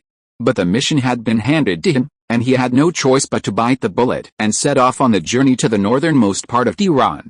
As he journeyed, he felt the weight of this mission becoming increasingly daunting. He feared he would endure years of hardship in this remote countryside. He even wondered if he had offended someone, leading him to be exiled to such a place. Arriving on the northern plains, seeing the crude, backward villages one after another, he began to consider his enemies. That was until he arrived at Wintertown. Admittedly, when the already completed Wintertown appeared before him, he briefly suspected he had taken the wrong direction. Rains felt he hadn't arrived at the remote borderlands of the Kingdom of Tiran, but rather in the most prosperous and bustling region of the Holy Kingdom of Gaunt. Only there could one find such a beautiful, splendid, and clean town. No, even those places couldn't be cleaner and tidier than this. The houses in Wintertown were beautifully built, and the wide, flat roads were devoid of any filth or garbage. The road, even with several carriages abreast, looked impressive, further emphasizing the palace's grandeur. Realizing his mission wasn't so daunting after all, Rains's mood instantly soared from abyss to heaven, hence his apparent state of mind upon meeting Baron David Glamorgan, Lord of Wintertown. However, when he approached Baron David Glamorgan and expressed his desire to build a temple dedicated to the gods in Wintertown, the Baron was met with a cold reception. This was not surprising. The people of the Kingdom of Tiran didn't believe in the temple gods. Otherwise he wouldn't have traveled all the way to Wintertown. The missionary anticipated the challenges he would face and decided to begin work immediately. After all, he had already secured the Lord's permission to build a house of his own.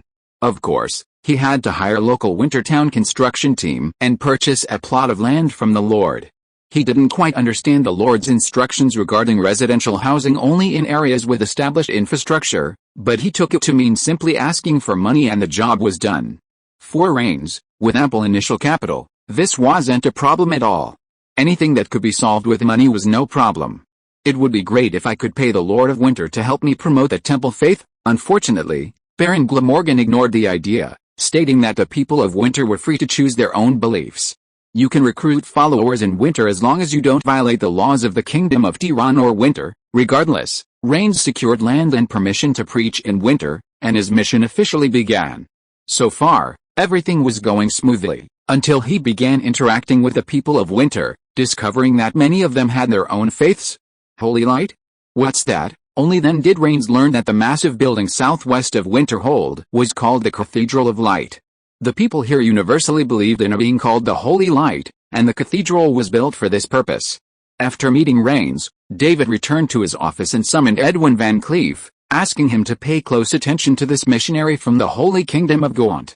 If he tries to spread the temple's faith to the townspeople, you know what to do. Yes, my lord, I know what to do. And so, whenever Rains discussed faith with the residents of Wintertown, someone would always interject, "We believe in the Holy Light." Since the majority of Wintertown's current inhabitants were former members of the Stonemasons Guild and their relatives from Azareth, this response was universally accepted. Even when Rains occasionally encountered someone native to this world, someone would chime in at the perfect moment. Having lived together for so long, the farmers were familiar with each other, and mingling together was unnoticeable. And since these interrupters were indeed Wintertown farmers, Rains saw nothing wrong with them. Furthermore, the Holy Light was no longer a secret in Wintertown. As the number of people who used it grew, so too did those who had seen it. Occasionally, a resident suffering from a headache, a fever, or an injury could find quick treatment by seeking out someone in Wintertown who understood the Holy Light. Especially after the arrival of the two light priests, Lyndrin and Sally Whitemane, they would offer to help anyone in need, even if the person didn't ask for it. These two light priests quickly spread the word of the Holy Light throughout Wintertown, a small town to begin with.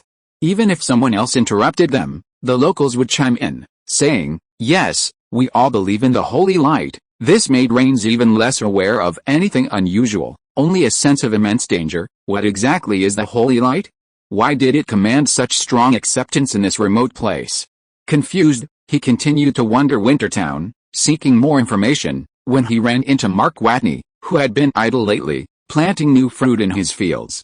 He tried asking again, but the word holy light didn't come up again.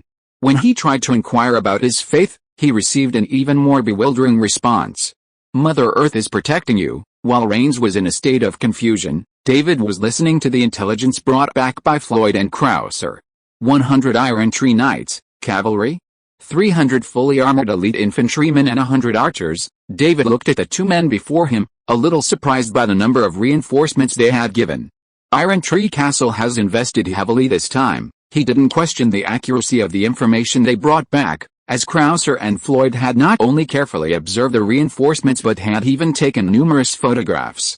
In addition, there are nearly 1,000 auxiliary troops. These 1,000 auxiliary troops were conscripted farmers, trained semi-professional soldiers who, when necessary, could be deployed into battle after being provided with weapons and basic protective gear.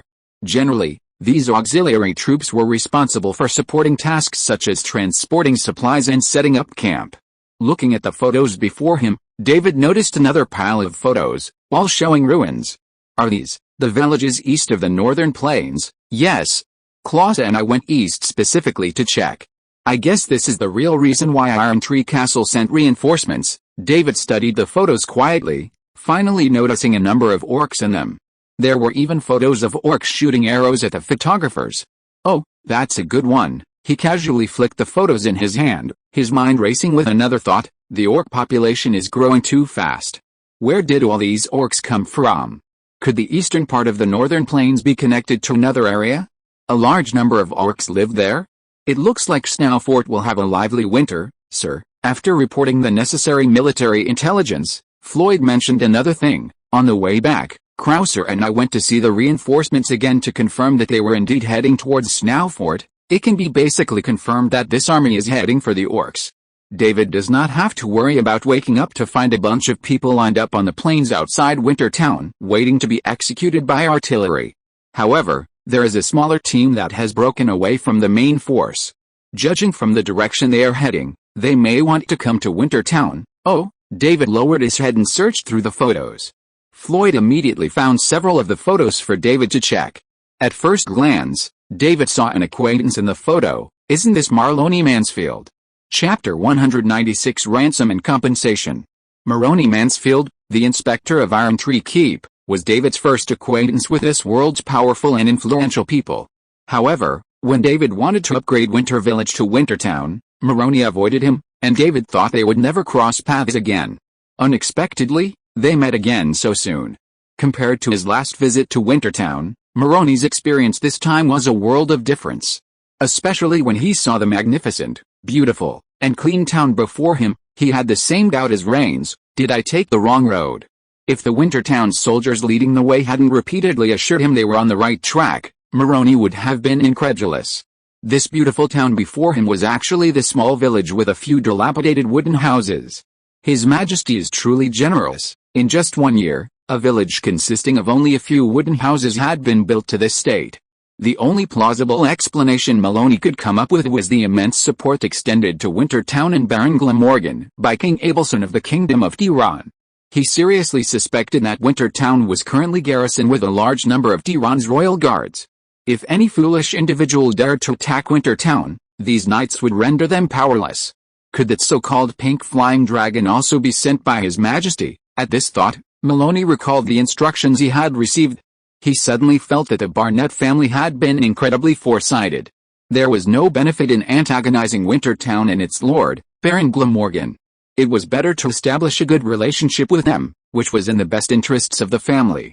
Especially at this moment when everyone was aware of the unrest on the northern plains. "It's a pleasure to see you again, Inspector Maloney." Mansfield, led by a soldier, Maloney arrived at Glamorgan Castle. After being inspected by the Knight of the Royal Guard, Floyd, he was led into Glamorgan Castle and into the office of the Lord Glamorgan. David, who had last seen him as a young village chief, had now become a figure he couldn't bear to look directly at. "You are very polite, Lord Glamorgan. On behalf of the Mansfield and Barnett families, I extend my sincere greetings." Maloney perfectly displayed the proper etiquette of a noble, a performance that pleased Elias, who was standing nearby. Knowing this was a ceremonial officer from the capital, Maloney breathed a sigh of relief when he saw he wasn't being embarrassed. He then looked at Lord David Glamorgan. The Barnett family, David was still surprised by Maloney's greeting, but the Mansfield family wasn't surprised. "What about the Barnett family?" "Yes," Maloney immediately explained to David. He had come all the way from Iron Tree Castle to Wintertown at the request of the Barnett family. The Barnett family stated that all of Ironwater Village's actions were the personal actions of village chief Amamantis, and were absolutely not directed by the Barnett family to defend Wintertown or the Baron. Oh, it turned out that Maloney Mansfield had come to mediate on behalf of the Barnett family. However, the Barnett family wasn't just looking for someone, hoping to settle their feud with Baron Glamorgan by just chatting with him. Besides shifting all the blame onto Amamantis, the Barnett family was also very polite, asking Maloney Mansfield to deliver the ransom and compensation that David deserved. "Ransom, yes," Maloney said. In gratitude for Lord Glamorgan's kindness, David could have taken everyone in Ironwater Village as prisoners, including soldiers loyal to the Barnett family and indentured farmers, all of whom could have been used as leverage to demand a ransom from the Barnett family. However, David chose not to take prisoners, instead releasing them. To repair relations with Lord David Glamorgan, the Barnett family readily paid the ransom. Furthermore, there was compensation for the damage caused to Wintertown by Almamanthi's attack, as well as compensation for the wounded. Did Wintertown suffer any losses? Some 30mm cannon rounds and several ground-to-ground missiles, fired by RC, the Transformer. With a little time, her body regenerates the ammunition, meaning that for Wintertown, the loss was merely a small loss of energy. As for the compensation for the wounded, the soldier who had been slightly injured by stones flying from his own fire seemed to have received an unexpected windfall. "Since it's compensation from the Barnett family, I'll take it without hesitation." David accepted the money without any pretense of needing it. After all, Barnett was just repairing relations with him, not asking him to do anything. What was their original relationship? They didn't know each other at all. Of course, they could be considered acquaintances now, but they were definitely not friends. If a conflict broke out again in the future, David wouldn't hesitate just because he had received some money when it came time to act. After chatting with Maloney for a few more minutes, David could sense that Maloney was very restrained and unable to let go when facing him, and he was very cautious in answering questions. This meant David couldn't extract any useful information from him, but he could only vaguely ascertain a few things. Iron Tree Keep was deeply concerned about the situation on the northern plains, hence the large number of elite troops dispatched. Besides ensuring that the newly established Snow Plains Keep, a key northern city, wouldn't be destroyed by the orcs, they also intended to completely expel the orcs from the northern plains when the weather improved next year. Iron Tree Keep was confident of this. They didn't find the orcs anything to fear, just as they had faced the elves when they first settled in the Iron Tree Forest. Disobedient? Looking for trouble? Beat you until you behave. The elves of the Iron Tree Forest watched helplessly as humans continued to cut down the iron trees, shrinking their living area, yet they remained silent. Was it because they were peace-loving and unwilling to engage in violence? No, it was because the elves were no match for the humans of Iron Tree Keep. According to information David had heard since childhood and later learned from Floyd, Gareth Stanton, and Addis, Iron Tree Keep's standing military force consisted of at least 200 knights and cavalrymen, the Iron Tree Knights, 300 archers, and 1,000 fully armored elite infantry. In addition, there were spellcasters like mages and alchemists, militiamen with military training, and countless knights and soldiers from the various noble families. As a key city in the northern part of the Kingdom of Tiran, Iron Tree Keep possessed formidable military prowess. Therefore, in the eyes of Iron Tree Keep's high command, the orcs' demise was only a matter of time. However, the impending war, the increasingly complex dynamics of power on the northern plains, and the unexpectedly poor land conditions made this land less attractive to the nobles. This was why the Barnett family offered friendly overtures, and why the Mansfield family, previously reluctant to meet David, sent Maloney to Wintertown. Having Floyd and Maloney stay at the Winter Hotel, run by Jonah, David sat in his office, thinking slowly. Helen, who had mastered the common tongue of Brunia in just one night thanks to the tools Medivh provided, brewed and poured a cup of hot tea for David. Helen learned from Laura that David enjoyed tea and juice, enjoying it with meals and tea on a regular basis. She also heard that Wintertown's climate wasn't ideal for growing tea, and that Laura had brought all the tea there. Helen, upon hearing this, decided to return to Sparta to try growing tea. If successful, Wintertown would have a stable supply. Just as Helen was about to ask David how many servants the castle would need, Leon and RC suddenly arrived. Is it resolved? Seeing them reminded David of Leon's troubles in the Spanish village. Yes, thanks to RC, it was easily resolved. Leon had initially expected this task to be difficult, considering he was dealing with a strange parasite he was completely unfamiliar with. The process went surprisingly smoothly. With RC's help, he completely destroyed the parasite-infested Church of Light in its village. He then recalled what Krauser had said, the mystical knowledge he'd learned from Wintertown would help him better handle all sorts of bizarre incidents. At the time, Leon had thought, how could there be so many bizarre incidents? He simply believed that becoming stronger would allow him to better deal with zombies and other biological weapons. To his surprise, Krauser's prediction came true so quickly.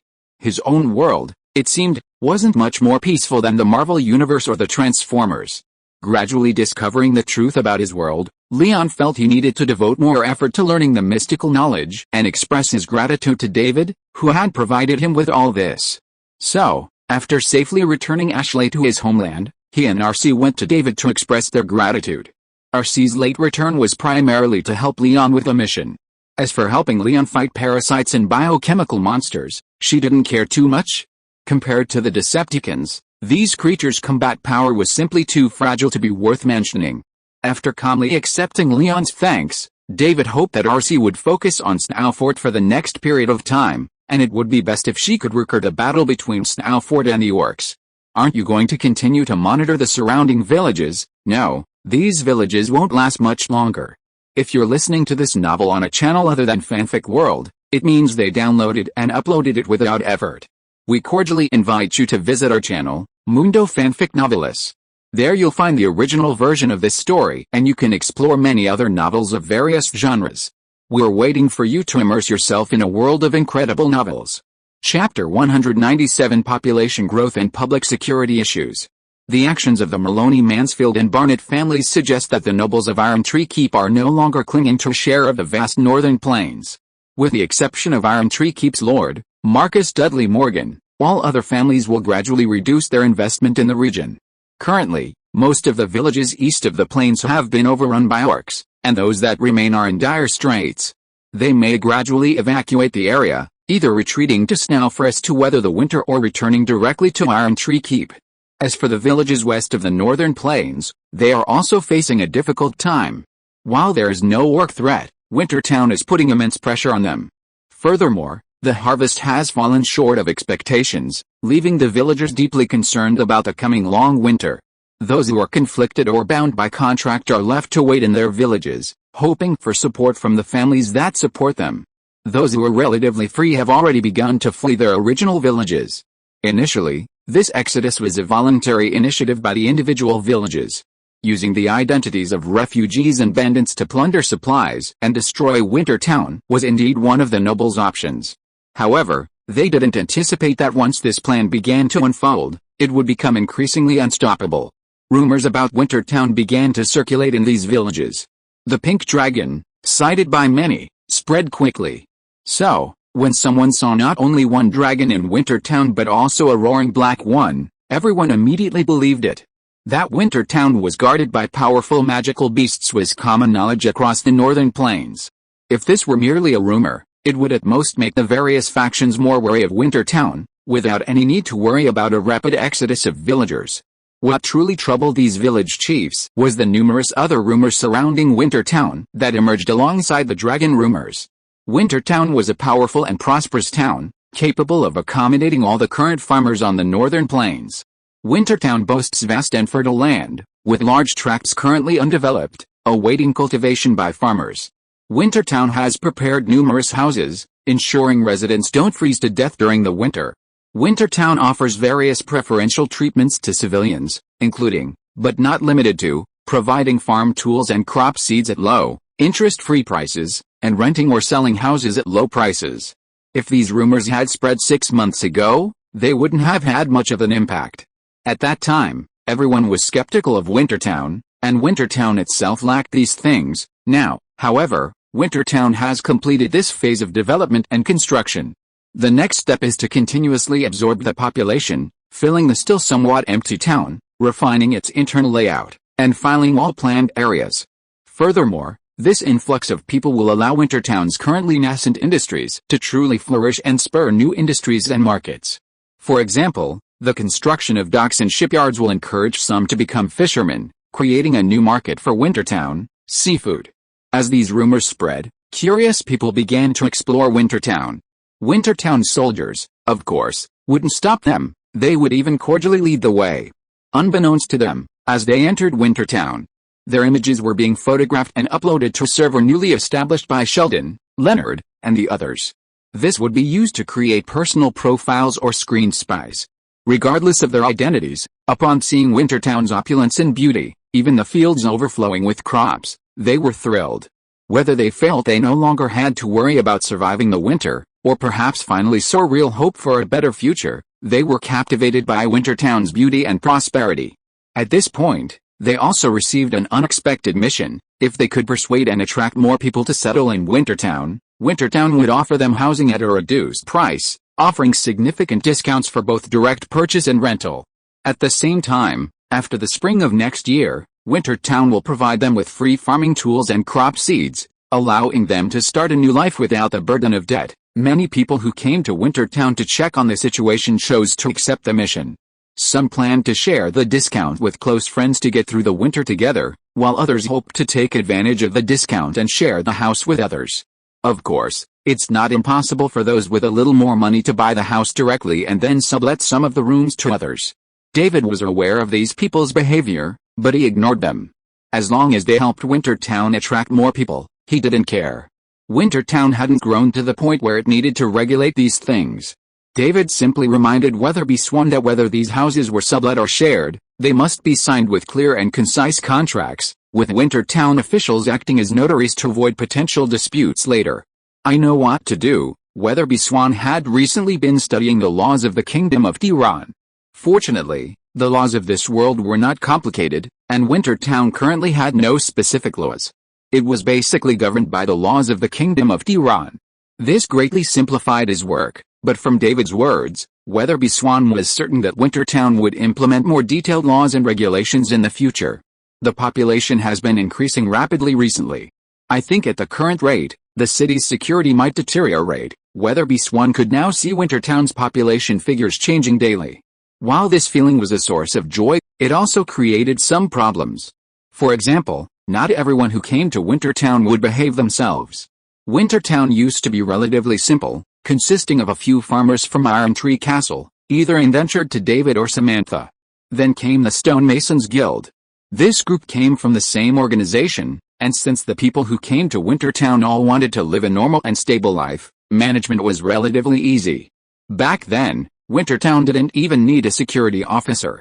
Everyone dutifully followed the orders of David, the overlord. After work, they'd rest, chatting with friends, and reminiscing about the future. The increasing number of people now is different. These people possess a fighting spirit and a willingness to take risks, which also means they tend to have stronger personalities.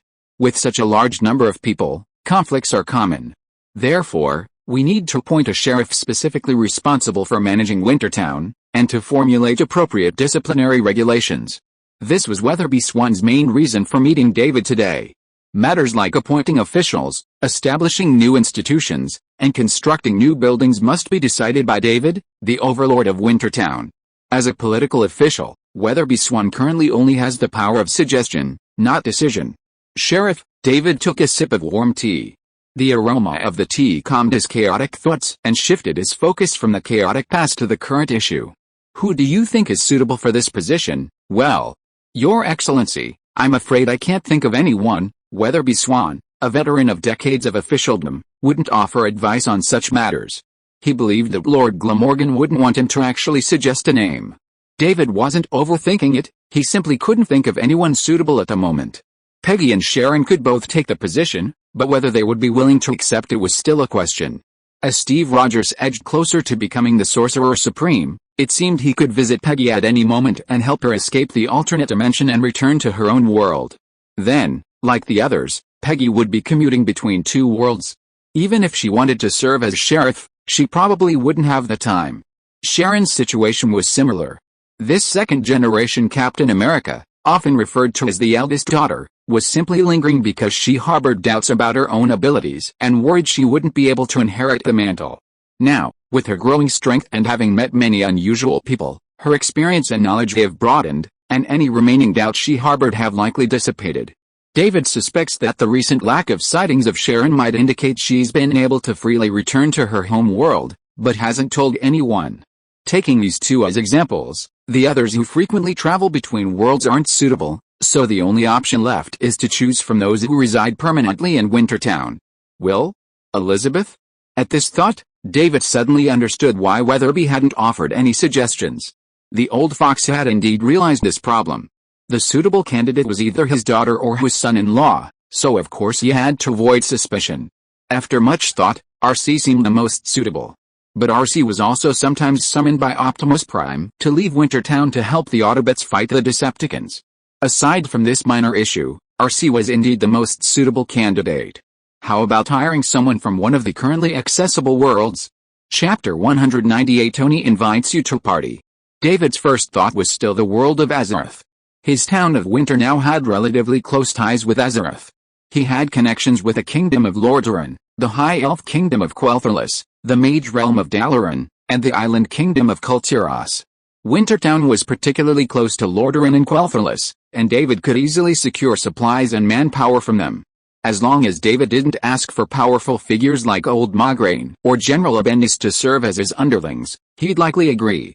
David pondered for a moment, realizing that all the people he could think of were prominent figures. There was no way they would serve as sheriffs for his town of Wintertown. Transformers, he wasn't thinking of other Autobots, let alone Decepticons. Instead, he was considering suitable options among the humans in the Transformers universe. Humans played a significant role in the story, and many of them were quite prominent.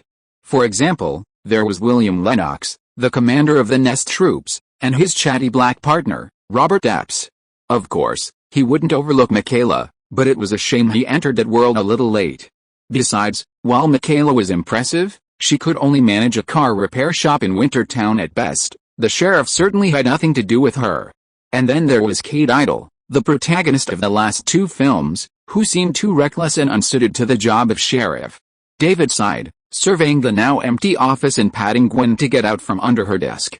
Naughty, Gwen winked, expressing her disapproval, before turning and heading into the side room used for rest. Ever since they'd established a relationship, Gwen had been trying every possible way to stay with him, refusing to leave even when he was working. David planned to teach Gwen a lesson someday, a lesson for such a disobedient Gwen. But right now, things weren't going to work. Shortly after Weatherby Swan left, Tony arrived. "Are you still in town?" "Of course. I have to keep an eye on the lab's construction progress and make sure there aren't any issues with the precious experimental equipment." Tony has been mostly in Wintertown lately, only returning to handle some matters when Steve is here, and then asking Steve to send him back immediately. Beyond anything else, Tony's work ethic is commendable.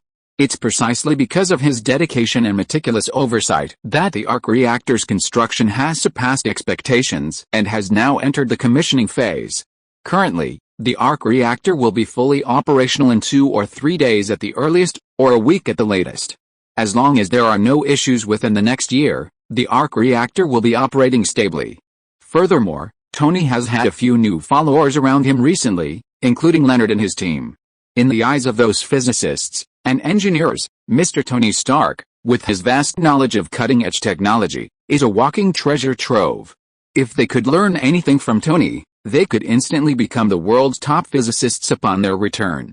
Besides, the alchemist Pierre Newton was also very interested in this otherworldly scientist. He was curious how he used those materials to create a device capable of releasing immense amounts of energy. When the arc reactor was completed, Pierre Newton seemed to have suffered a severe shock and reportedly hasn't fully recovered yet. However, the alchemist's health had nothing to do with Tony. The super genius had come to David today to discuss other matters.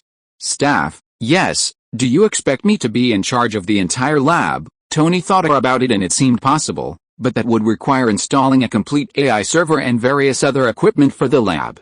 Or, should I install an AI in the lab? He began to consider building a subroutine of Jarvis to ensure data flow and sharing between the two sides with his every trip. Or perhaps he should simply choose another intelligence program? After all, he already had several similar programs like Jarvis, but Jarvis was simply the one he had used the longest, was most comfortable with, and had the highest maturity. But the population in your territory is truly too small, quite a lot, already. David glanced at the document unfolded before him, which contained the latest population figures for Wintertown. It's over 600, and at this rate it'll soon be over 700. 700. Oh my god, the employees of Stark Enterprises outnumber the entire population of your territory. Tony Stark was speechless. He'd always thought Wintertown was underpopulated, but he hadn't expected it to be this small. A town with fewer than 700 people. How terrifying. It seemed he wouldn't be able to reap the benefits of population resources in this world. After all, 2 years ago, this place was a wasteland. David thought that was quite a lot, considering Wintertown's starting point was so low. The population will continue to grow, especially the free farmers in the surrounding villages.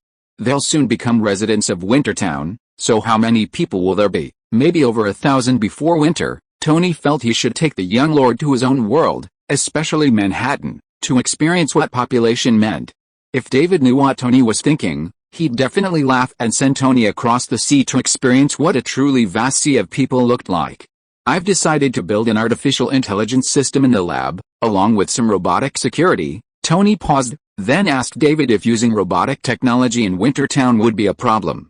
No problem, what are you worried about? Tony didn't explain directly, but instead raised his hand and gestured at David, giving him a look of you know what I mean. David thought for a few seconds before realizing Tony was referring to his ability to transform into a Cybertronian. Are you asking what the Cybertronians think of robots? Yes, don't worry, Cybertronians never consider robots their own kind, for the same reason you wouldn't consider gorillas and monkeys your own kind. There was no comparison. The robots Tony created lacked self-awareness or advanced intelligence. They were simply mechanical puppets. Speaking of Cybertronians, I'm curious about something. What does it feel like to transform into a Cybertronian silicon-based life form? Why? You want to experience it. I can't say I haven't thought about it. I'm genuinely curious. Seeing Tony's genuine curiosity, David described the feeling of transforming into Cybertronian form. It was essentially the same as before, except that he could multi-thread his thoughts and many of his memories became digitized, making some of these digitized things more straightforward. Oh, Tony was concerned about something else. You said other than that, it's no different from human form. Your Cybertronian body isn't affected by hormones, right? That's what you're asking. David immediately understood Tony's question. The core of Cybertronians is the spark. You can think of it as playing a similar role, giving each Cybertronian a different personality, reaction, and judgment. As for why the Transformers' personalities differ, perhaps it's because each Transformer's spark has subtle differences. It's also because each Transformer has different experiences. I see. Tony raised his hand and pointed a finger. One last question. What? Do you usually use your human form or your Cybertron form? Huh? Seeing Tony's frivolous expression, David knew it wasn't a question, just a joke, but he still answered honestly, both. Oh my god. For a moment I didn't know whether to pray for that woman or feel happy for her. David ignored Tony's wink. Another thought suddenly occurred to him. If Tony wanted to build robots in Wintertown, could he use them to maintain law and order? Robocops? Murphy? David, realizing his thoughts had strayed again, quickly snapped back to his senses just in time to hear Tony's invitation. Party? What party? Just a regular party, everyone getting together for drinks and chat? Besides the Avengers, there'll be some friends, both known and unknown, at Avengers Tower. Are you interested? Sounds good. That's settled then. Tony said he was going to ask everyone else in Wintertown if they'd be interested. He wasn't afraid of too many people, only too few, which would make the party seem like a failure. Just as he was about to leave, the door to the office lounge opened, and Gwen emerged. Oh, Tony was seeing Gwen for the first time. As the young woman emerged from the side room, Tony looked at David with a savage gaze. Have you forgotten that I'm only 20 years old? If you hadn't told me, I would have really forgotten that. After spending some time with David, Tony forgot that the Lord of Glamorgan in front of him was also a young man. If you come to the party, it seems that you should prepare some non-alcoholic drinks. Such words are very suitable for this girl who is obviously not yet 20 years old. Thinking of what David said before, it was still very beastly. Chapter 199 Tony, a man with many friends. Tony Stark chatted with David for a few more minutes before going off to find the others. He would then extend invitations to the people of Wintertown, such as the physicists who frequently followed him for questions. After Tony left, Eva came in to report something else to David.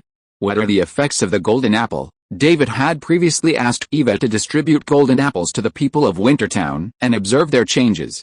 This task would take some time, so David hadn't pressed for the results. Now that Eva had taken the initiative to report, she must have a clear answer. How are they? It's pretty much as I initially suspected. The golden apple has the same effects. Eva confirmed that the golden apple does indeed have benefits for beauty, health, and physical fitness. She had spent all these days reporting, mainly waiting for Leonard and the others' observations. Finally, she conducted several physical examinations on the people and compared them. Only when she had a more detailed report did she report to David. The improvement is obvious. Everyone can feel their bodies revitalized. Really, David himself felt nothing, as his body had long surpassed that of an average person. After receiving David's infusion of holy light, Eva diligently trained daily. Her condition couldn't be considered ordinary, let alone Laura, who had long been recognized by the holy light. Initially, only Gwen, an ordinary person, ate the golden apple. However, her youth and body were still developing, so she naturally didn't notice anything special. It wasn't until Leonard and his companions ate the golden apple that the improved physical condition became noticeable. The scientists felt like they'd returned to their youthful state, to be more precise, stronger and healthier than they were in their 20s. Leonard's asthma and lactose intolerance had vanished. Their bodies were healthier and stronger, their spirits were fuller, and even their alchemy skills had improved inexplicably. It could be said that Leonard and his companions benefited most from the golden apple. Later, upon learning of Leonard and his companions' situation, Penny eagerly asked you if she could have a golden apple. Naturally, her wish was granted. Penny and Leonard were now together, and they had opened Penny's flower fashion shop in Wintertown. In short, the effects of the golden apple are clear. It can even be said that the worse a person's health is, the greater the benefits they gain from consuming it. For transcendent beings like David, the golden apple is a mildly cosmetic and delicious snack. It's already a very good thing if it can bring such significant benefits to ordinary people. David also speculated that since the golden apple could restore a previously poor body to peak condition, did regular consumption of it mean eternal youth? If so, these talented individuals from various worlds would have another reason to reside in Wintertown. As time passed, they might become more inclined to stay here rather than in their original worlds. Mark Watney showed this tendency. Who has eaten the golden apple so far? Eva, seemingly anticipating David's question, handed him a list. David glanced down and saw that, in addition to the individuals who could freely travel between the two worlds, Elizabeth Swan, Krauser, Floyd, Gareth Stanton, Pierre Newton, Jonah Maeva, and Leonard's friends had also eaten the golden apple. Weatherby Swan didn't eat it. Mr. Swan felt he hadn't provided any real support for Wintertown's development, so he refused to prepare a golden apple for him. Mr. Swan is already quite old. He didn't want this counselor, who had offered himself up so readily, to be forced to retire due to health reasons after serving him for so long. Consider it a perk for the previous counselor, okay? Eva felt a warm welcome towards Weatherby Swan and secretly hoped he'd eat the golden apple soon, as he bore a striking resemblance to her former boss. Besides Weatherby Swan, only the diplomats from Azeroth didn't eat. This was understandable. They were representatives of other kingdoms, stationed in Wintertown as envoys. Wintertown's internal welfare wouldn't extend to them. Of course, Sylvanus had a good relationship with Laura, so it wouldn't be surprising if she got the golden apple through Laura. But David wasn't sure how much of an effect the golden apple would have on the High Elves. After discussing the golden apple, David asked Eva, "Did Tony invite you to, you mean the party?" Eva hesitated. "I haven't decided yet." "Why not?" "It'd be nice to relax a bit." Ever since arriving in Wintertown, Eva had been helping David with various tasks, never really getting a break. Now that Wintertown was getting back on track and Eva's workload had been largely offloaded, she could use some time to relax. Besides, if you don't go, Tony's definitely going to nag you when you see him next time, but if everyone goes to the party, what will happen to Wintertown? Weatherby Swan definitely won't go, and Floyd and Gareth Stanton won't leave their posts either, David pondered. Besides, Krauser wasn't one to join in the fun, he was more obsessed with increasing his strength. Jack Krauser was currently the most diligent trainer in the Winter Knights. His relentless training spurred the other soldiers, accelerating the Winter Knights training. While they haven't yet mastered the piloting of fighter planes, these new recruits have already mastered the use of cold and hot weapons, as well as riding war horses and driving motor vehicles and other land vehicles. They can even maneuver freely while carrying heavy armor and run long distances. This astonishing progress is due not only to their diligent training and the soldiers' exceptional qualities, but also to the miraculous effects of the Holy Light. Within the entire Order of Winter, even Clauser, who has focused on learning hunter skills and wielding arcane energy, has developed a faith in the Holy Light, not to mention the other members. Speaking of Floyd and Gareth, perhaps the Order of Winter could use another round of expansion, while the 20 previously recruited soldiers are still in training. Given the current situation in Wintertown, these 20 new recruits are effectively training while also performing various duties. Currently, patrols and security are conducted by veterans mentoring new recruits. Therefore, these 30 soldiers have already established combat effectiveness. Furthermore, given the recent population growth, many people arrive in Wintertown with nothing, and these individuals may be suitable candidates for inclusion in the order. Even if they couldn't be trained inter-elite warriors, they could be used as internal security personnel. Furthermore, incorporating these temporarily idle individuals into the army for training would help expend their vigorous energy and reduce the occurrence of security issues. Have Floyd come see me later. Floyd was in charge of all training matters, and his official position had now become Vice Master of the Order of Winter and a Knight of Instruction. Gareth Stanton's official position was Master of the Order of Winter. As Eva left, Helen entered with freshly brewed tea and replaced David's previously cold cup. Seeing Gwen there, Helen showed no hostility. Even when Gwen raised her head slightly and smiled at her, as if in protest, she didn't care at all. She smiled gently at David and placed the tea where he could easily reach it. The two women exchanged glances, each realizing they were no match for their opponent, and then they averted their gazes, mentally preparing for a prolonged confrontation. Tony walked around Wintertown, inviting everyone he could remember and new to his party. Will, Elizabeth, Pierre, Leonard, Peggy, and even Leon, whom he had only met once or twice, were all on his list. He even left an invitation on the doorstep of Peter Parker, whom he had only bumped into once or twice and had barely spoken to. Once he finished his work, he happily returned to his lab, quietly awaiting the date for the party. Meanwhile, he also had to wait for Steve to pick him up.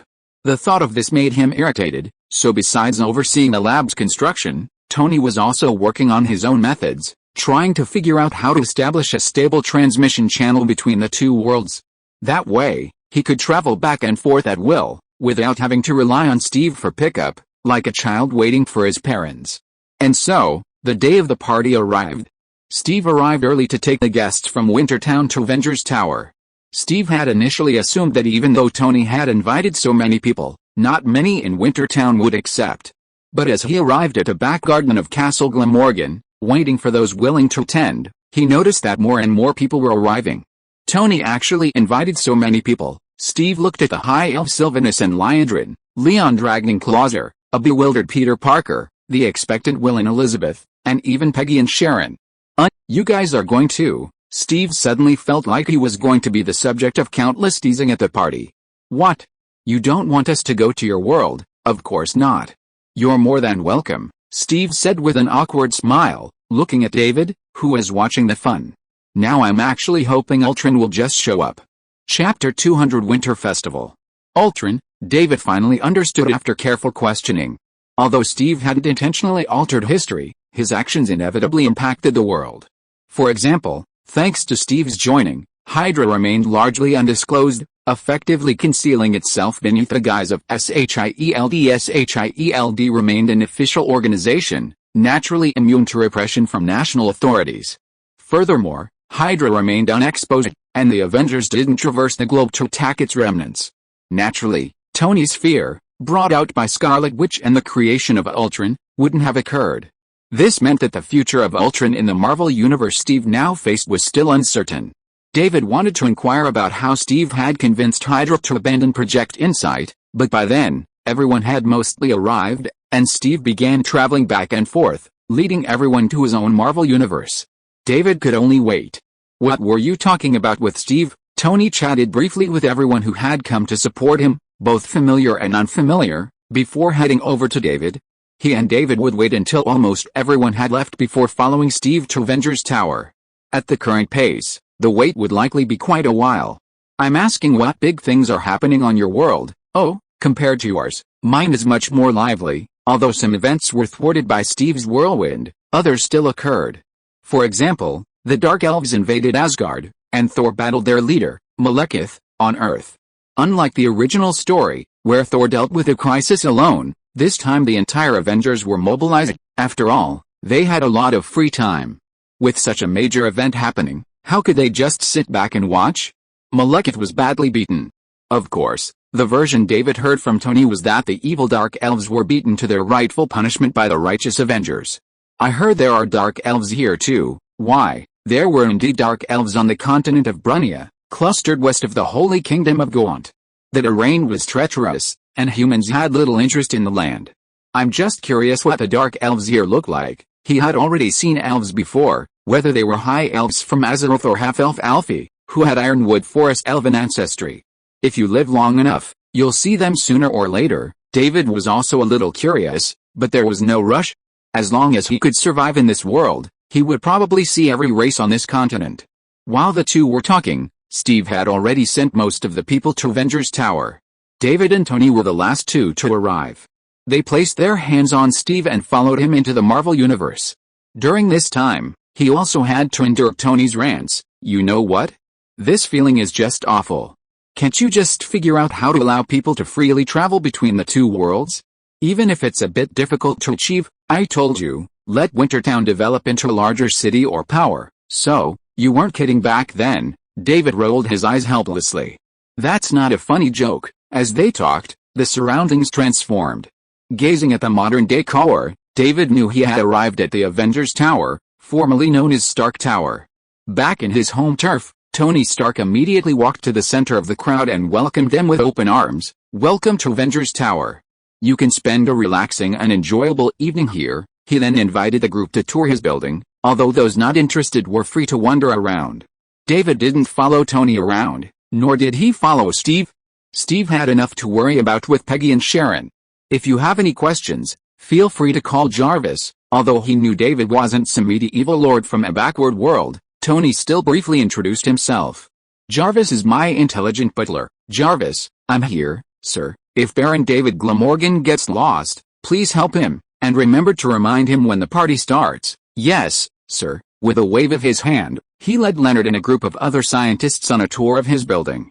Peter Parker, the academic whiz, also joined Tony. As for Sheldon's clamor to find Bruce Banner, he ignored it. David looked around and saw that the people who had arrived at Avengers Tower had quickly split up. Many followed Tony, Peggy and Sharon followed Steve, and Leon and Krauser, after inquiring about the party's location, Floor, decided to go there and wait. He glanced at the people who remained: Laura, Eva, Gwen, Sylvanus, and Lydrin. "Where should we start?" David saw that everyone was staring at him, expecting him to make the decision, so he decided for himself. "Let's start from the top floor." As for which floors were inconvenient or unnecessary to visit, he could ask Jarvis. Actually, there weren't many places worth visiting in Avengers Tower. Besides the Iron Soldier Assembly Workshop, Iron Armor Assembly Workshop, and Maintenance Workshop, the building's energy system was the only special feature. The rest of the building was pretty much like any other building. Many floors were occupied by staff, and those weren't worth visiting at all. So, after exploring alone for a while, David ran into Tony and his group. They mostly spent time in the labs, asking a lot of questions, so the tour was much slower. By the time David and his group returned after a thorough inspection, they were still lingering in the labs. Meanwhile, David ran into Bruce Banner there. "Hello, nice to meet you, Dr. Banner. Nice to meet you. I didn't expect you'd recognize me." Bruce Banner had already learned from Steve and Tony that David and his group were from another world. He hadn't anticipated that his fame had spread to other universes. "I heard about you from Tony and Steve." David, looking at the honest Dr. Banner before him, couldn't help but offer his services. I heard Dr. Banner is looking for a place to live undisturbed. What do you think of my territory? I'll consider it. Bruce Banner was tempted. His situation on Earth was awkward. Now, sheltered within the Avengers, he was barely safe from pursuit and disturbance, but his past experiences left him with a constant sense of crisis. Settling on another world might be a good option for him. Besides, it wasn't like he was quitting the Avengers, his place was just a little unusual. Steve and the others would still be able to find him easily, and he could always come and help if he needed help. The more he thought about it, the better it seemed. Bruce Banner began to consider visiting Wintertown when he had the time. David hadn't imagined that a simple offer from him would practically lure the Hulk to Wintertown. This wasn't just about acquiring a formidable combat capability. More importantly, Bruce Banner was a top-tier scientific researcher and a super genius, proficient in a wide range of knowledge across multiple fields. Just as David was secretly delighted, wondering if he could poach some more Avengers, the party was almost about to begin. Arriving at the party floor, they found a vast expanse of space, complete with a bar stocked with a wide variety of drinks. Besides a spacious dance floor, there were also plenty of sofas, tables, chairs, a pool table, and other amenities, allowing everyone to choose their preferred spot for drinks and entertainment. Those who didn't want to be in the crowds could head to the second-floor booths, where they could soak in the party's lively atmosphere while also enjoying some relatively relaxed personal space. What a great party! As the party progressed, more and more people arrived, and everyone dispersed, choosing their own preferred way to relax. David, a glass of iced tea in hand, leaned against the bar, gazing at the bustling scene around him. Next to him, Steve, who had been teased for so long and had come to find some peace and quiet, asked, "You could host one too. Since Wintertown was built, you haven't held anything like this yet, have you?" "I'm planning on doing one soon, maybe even making it a regular festival, called Winterfest." The official completion of Wintertown was indeed a cause for celebration, and before winter even set in, it would be a good time to throw an open-air party. David had to invite the Autobots, as Wintertown didn't yet have the massive structures to allow these Cybertronians free movement. "That sounds like a great idea." As the two spoke, a flaming halo suddenly appeared nearby, and the Ancient One emerged from a circular portal. "I wonder if I might be honored to attend this party." "Of course, you're most welcome." David glanced around. The crowd around him remained unresponsive to the Ancient One's presence. He suspected the Sorcerer Supreme had used some kind of illusion to conceal his presence. "No, I simply cast a spell and walked out when they weren't noticing." Ancient One nodded to an Asian woman not far away. "That person happened to see how I appeared." David looked in the direction Ancient One pointed, and a woman not far away was looking at Ancient One in surprise, responding to his greeting with a little embarrassment. End of this chapter. Thank you very much for reaching the end. Don't forget to like. Looking for more exclusive content and immediate access? Subscribe to our Patreon. Remember, every like, subscription, or donation encourages us to continue. Thanks to everyone. See you in the next video.